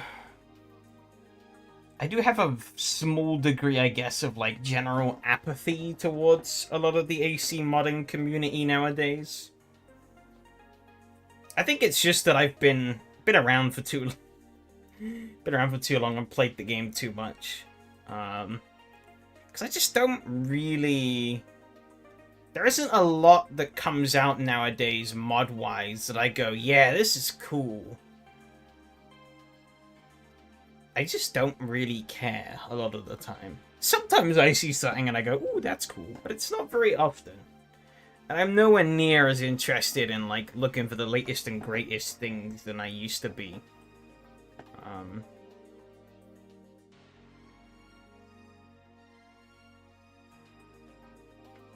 I think part of that is also because I have, you know, been able to experience better handled systems. I mean, I've waxed lyrical before, and I wax lyrical again about, you know, I do really like the way Live for Speed handles mods, with it being like an official mod repository. And the way they handle all of that, I think is pretty nice. Too bad I don't think anybody else will copy that same idea. Especially not because, well, from what we've heard from like some of these other newer sims, they obviously want a slice of that paid mod pie.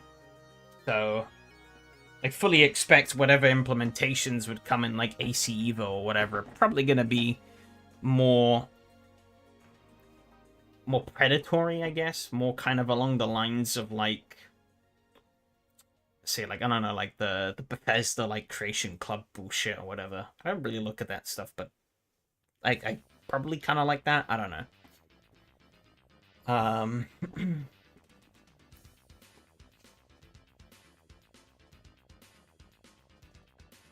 with the Lift for Speed stuff, there's like no... I don't know if they have any plans for it, but there is no way to do like paid mods at the moment. Which I think is nice. Because while I don't have anything inherently against paid mods, I think it does open a can of worms that, you know, it's just a lot easier to not go into.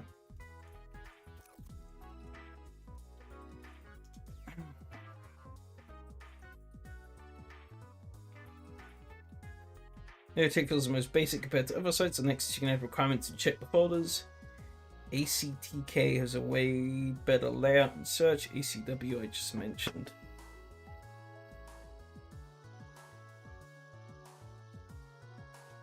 Yeah.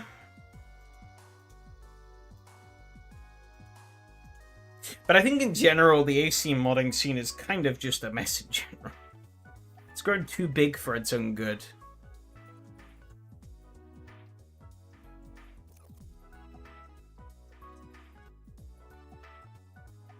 Same thing's kind of...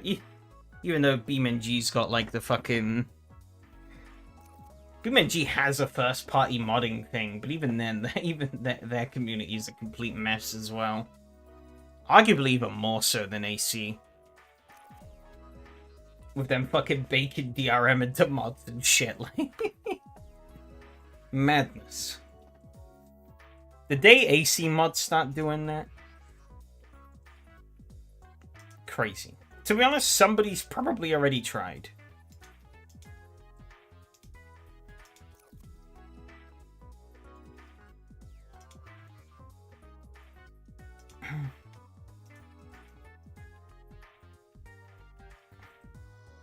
Some AC, yeah, I'm not surprised.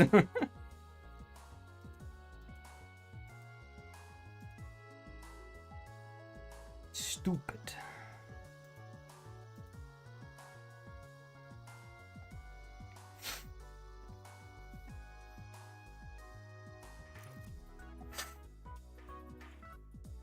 I mean, I also always thought the encryption thing in AC was kind of funny, because I'm still yet to see encryption be used on a mod that is fully legitimate. I've only ever seen it been on, like, I don't know, like, Dave takes some, like, Gran Turismo model, slaps some shitty, like, low-quality 3D extra modeling on it, and then slap it onto his Patreon for, like, 50 quid. And it comes with encryption. No, man. This car's my work. Ignore the fact that it's like 99% polyphony digital. 50 quid. Take it or leave it. A GT campaign like what Dustin recently showed has one. Huh. New Celine Mustang is encrypted. Oh, well, the one on... I think I saw that. Is it like the GT2 or whatever?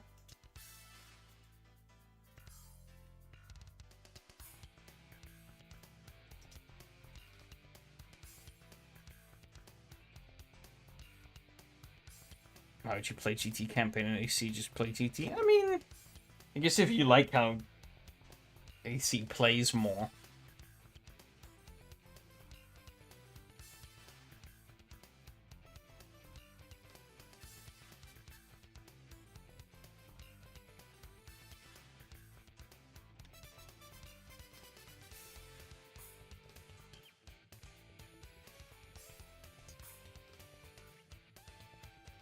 Well made of its own takes.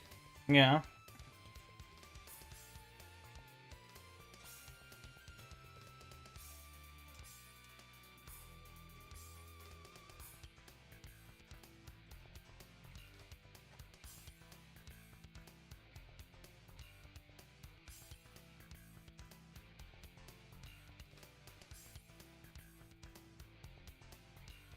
But I won't get it because of it.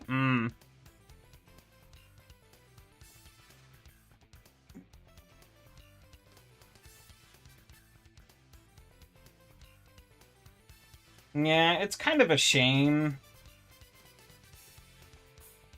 like from being around in like various online communities and stuff that deal with like modding and making tools and stuff like that. My God, people are just so petty. Like, if you know about some of like the other servers I'm in, you know,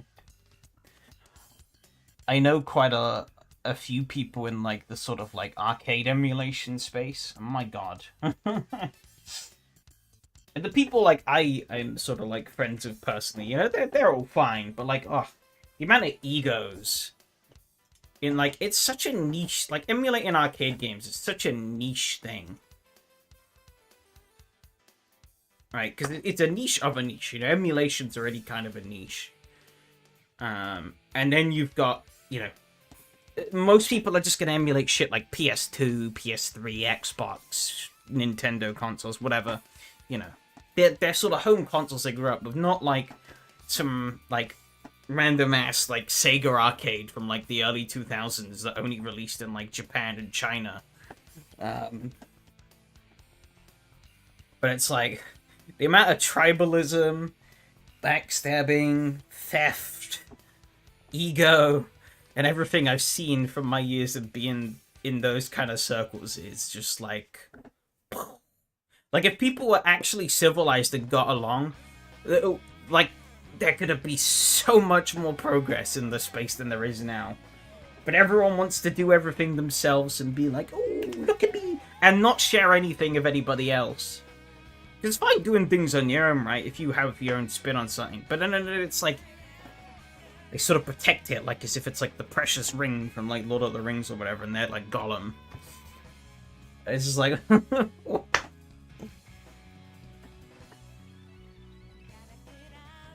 Be different if all the versions were made public. You know how the other devs do it in other genres.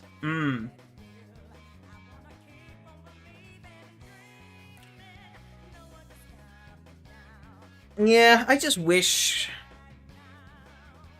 kind of wish less people were into it for making a profit.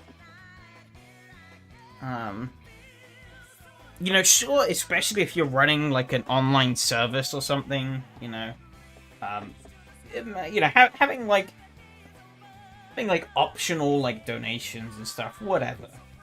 But it's like when you fundamentally tie some kind of payment or like subscription into either the development or like releases of the project, it's just kind of like, yeah. I get people, you know, like I get people need to make a living and whatnot. But that's just kind of suck, because it means it does kind of constrain you a bit, I guess. And also, especially with stuff, I mean, I've ranted about this several times before, right? Like, you know, when you base development off of a Patreon subscription, or any kind of subscription for that matter, you basically are incentivizing the idea that you'll never finish developing that thing, because you need people to keep paying your subscription. Which basically then just guarantees incredibly bad scope creep. Hence why we end up with custom shaders patch in the guise it is today. If that had been better thought out, it could be so much better than what it is now. But it wasn't. It just kind of sprawled out. Patreon has a one-time payment for product option that could make you pay for an old stable version, but no, of course not. Because then you wouldn't buy the subscription. And that's what they want.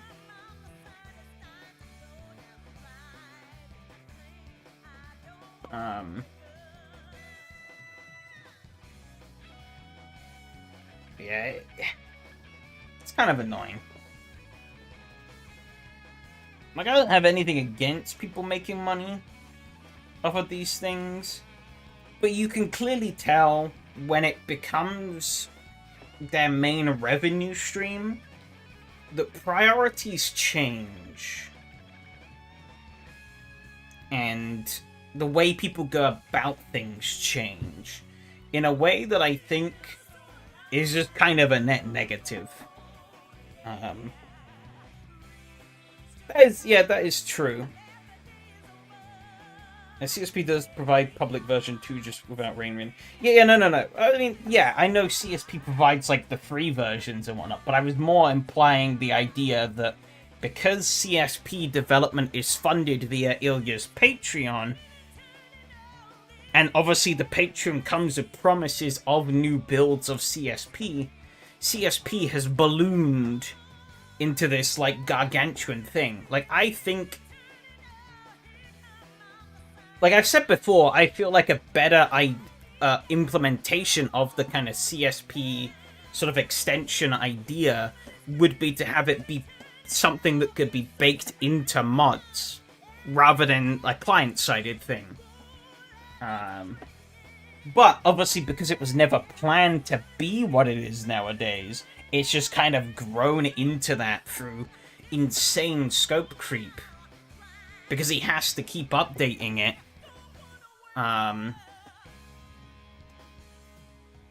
Then that's, that's how it's ended up the way it is. I mean, it's good that he offers the older versions for free, I'm not going to complain about that. But, the...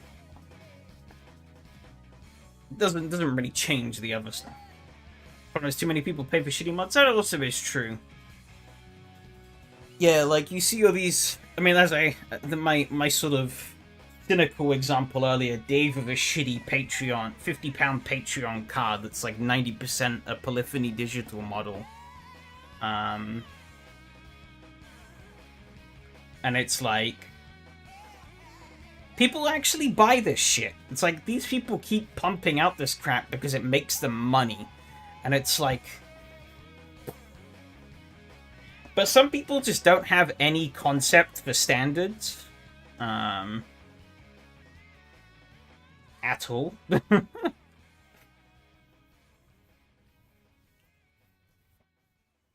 And also, some people have a complete disregard for money as well.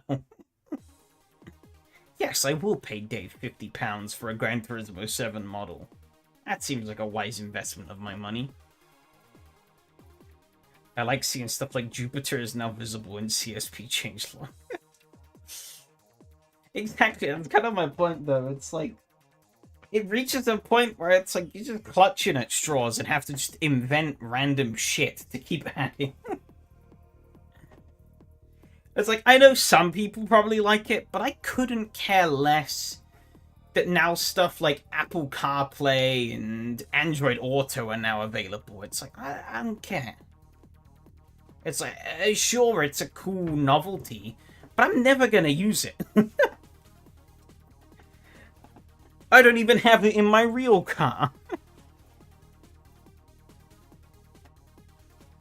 Kind of Cappuccino Patreon mod, it's worse than that ketchup mod I sent you. Actually, speaking of the real car, I did, because when I bought it, it didn't have a, or when I looked at it, it didn't have a radio head unit in it. And I was like, could you guys, like, could you get me one? I wasn't too bothered if they said no. I would have been like, I'll just buy one of my own. But maybe I could have been like, wink, wink. Oh, you could knock a little bit off the price. But I'm like, yeah, no, we could do that. I was like, the only thing I want is like Bluetooth, because I connect my phone to it, and then I can play like music and connect it up for like calls or the sat nav and whatnot. And they're like, yeah, it's fine. We can even get you on with a screen. And I'm like, no, no. I was specifically looking at older cars so I didn't have to deal with the bullshit of modern ones. Please, I don't want it.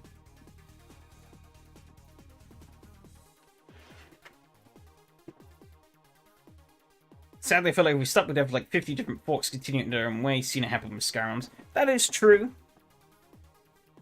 That is a possible thing. But this is why I think... This is why as I said, I kind of batted for the idea of it being more compartmentalized into mods itself, rather than it being a client-side thing. Because that's where I think a lot of the mess comes from. Because it being on the client means that it has to factor in literally everything in one place, which makes it this huge bloated mess. And it's like, sure, some of the things it does are pretty cool. They're pretty nice. But it's like, it's having it just all in one place. It's just head blown. But say, like, if mod makers could integrate it into the mods, like, just as, like, a baked-in thing, as, like, I don't know, like a script library or something or whatever, I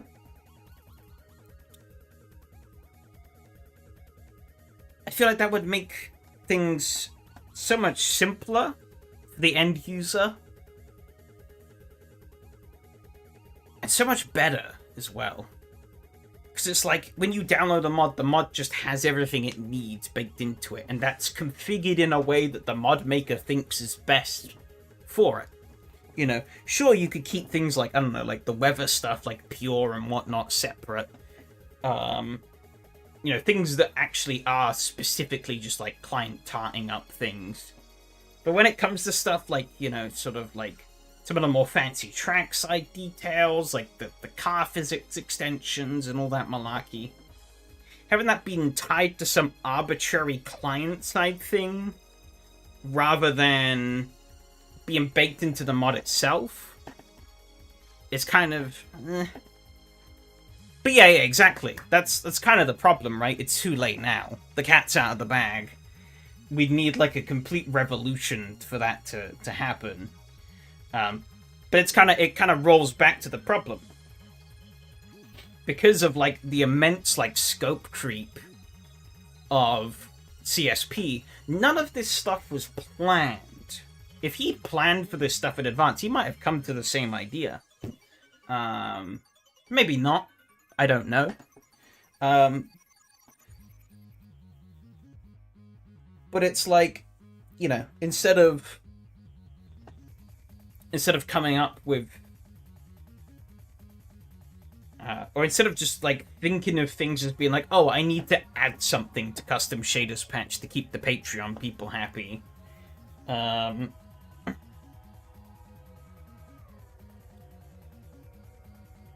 You know, it's like, oh, you know, this could be cool to do as like a separate thing. So there's a difference between different versions, or what, between the cappuccino mods, or something else. Because, like, yeah, I don't know, I feel to an extent as well, custom shaders patch is a bit of a bottleneck. Oh no, CSP. That'd be pretty interesting to see, actually, yeah. All the changes. So that'd be even more damning thing, right? Is if you're on an older version, and you could gain, like, a speed boost for an older version, that'd be pretty bad. Whereas, like, yeah, if it was baked into the mod itself, then it's tied to the mod. If it gives you frame drops, it will.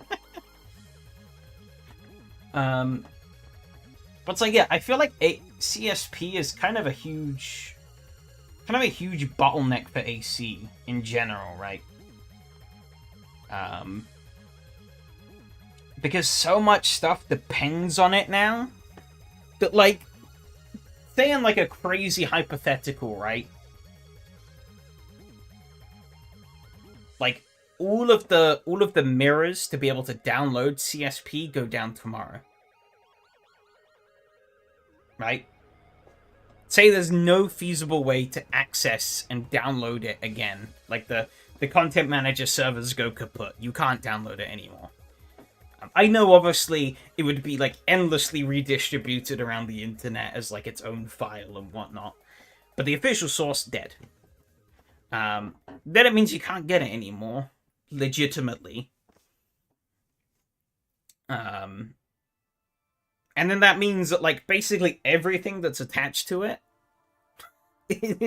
would be unusable if you didn't have it installed, or you lost your version, saying like a PC reset or whatever, or like through moving files around and whatnot.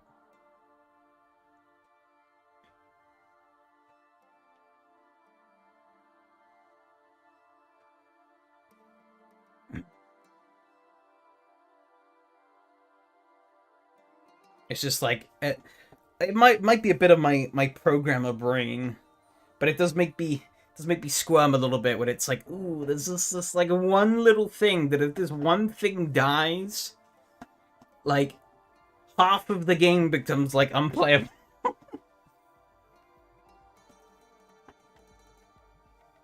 The problem I see of making mods have chunks of it is that if the method would be updated later down the line, you need for the mod to be updated as well. That is true, but at the same time, I think that's better still. Because, you know, I think it makes things more consistent.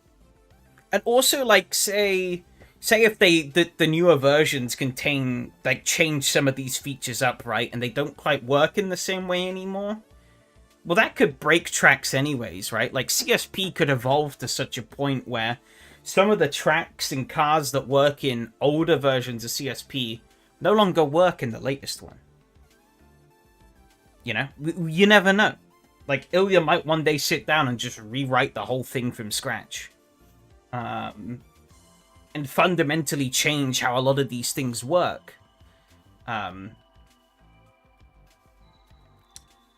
And that could improve a lot of things for the new stuff, but that could break all the old stuff.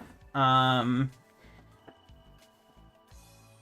also, you know, I think if it's tied to the mod, then it's dependent on the mod, which I think is better because everybody who downloads the mod will have the exact same experience.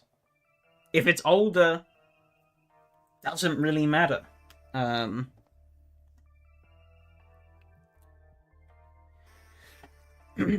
As long as those, like, modules still function, it doesn't matter. You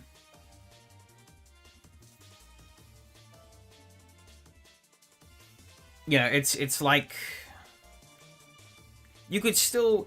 Sure, there are some older mods that are broken, but that's because AC went and changed fundamental parts of AC. Like, you know, the F-mod stuff broke the audio in all the old cars, and, you know, some of the old cars have broken cameras and stuff, because they must have changed the way cameras work at some point. But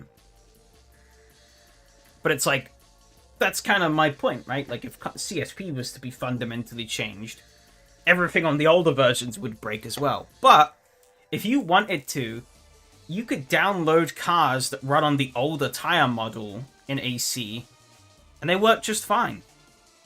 That Ferrari, what was it, 288 XX GTO or whatever we ran, there's like that boosted up Ferrari 288.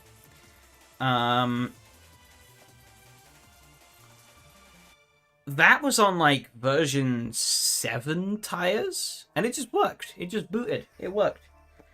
Because the tire... Well, I guess the tire version stuff was still baked into AC itself, but, you know, if that was, like, baked into the mod, then it's fine. You know, everybody is on version 7 tires, so... It's not a... Everyone's dealing with the same things. It's not a problem, as per se. And even if you're not using it online, it's still fine. It still works. And it means that, right, that mod can stay on that tire version and say, well, I think it probably would have been better on version 10 tires. You say there were maybe some characteristics of those older tires that suited the car better, that it can keep those. You know? Which I think is a good thing. And funny enough, I could use CM and CSP apps to fix those cars right now. Yeah. And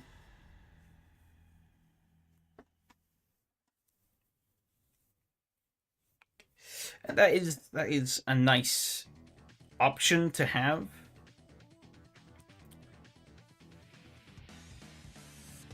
But yeah, I do believe in inconsistency. especially given that like AC has such a big online presence. Like if AC was purely single player, I wouldn't care as much. But AC has such a huge online player base as well that it's like things kind of, for an online experience, things kind of have to be consistent. Yeah,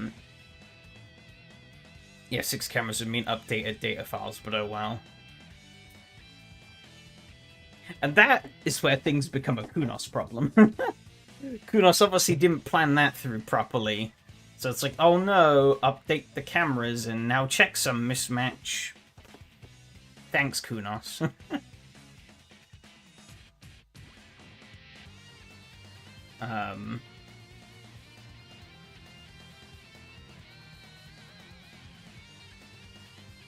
Yeah,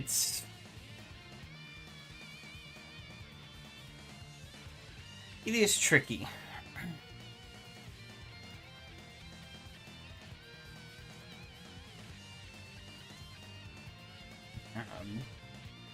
You know, it's really easy for me to say a lot of these things now because A, I didn't have to do them, and B, also hindsight.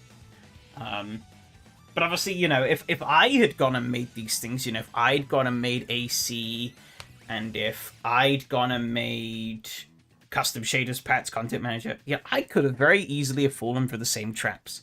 You know, it's not to say if I did them, I would do them better. But looking back at them now, with the lens that I have now, you know, that's kind of how I feel. Engine swap is totally fine. It's because engine sound swaps don't affect the data file. They're like, it replaces the bank files, I'm pretty certain. Because it does work online. The Nissan last season, I had an engine swap sound on it that Mattia prepared. Because the actual car had like a V12, but by default it used the Ferrari 312T sort of sound, which sure technically is a V12 also, but didn't quite fit. Compared to real. Sometimes we sound online need to replace the file again. I haven't had that happen, but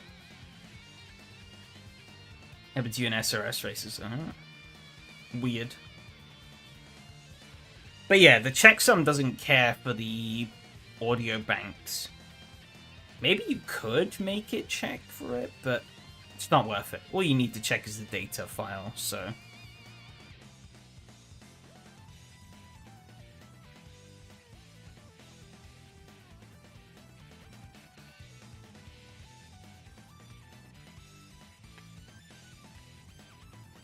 Good God.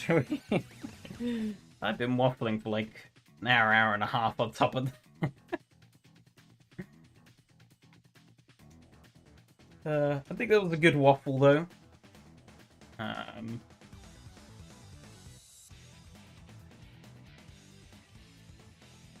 But I think, yeah, this is probably... I think I've scared basically everyone else off by now. So probably a good place to end it.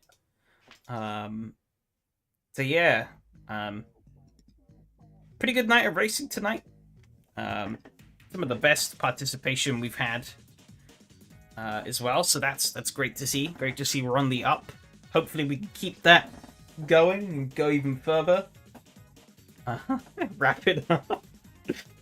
Already in the waiting room.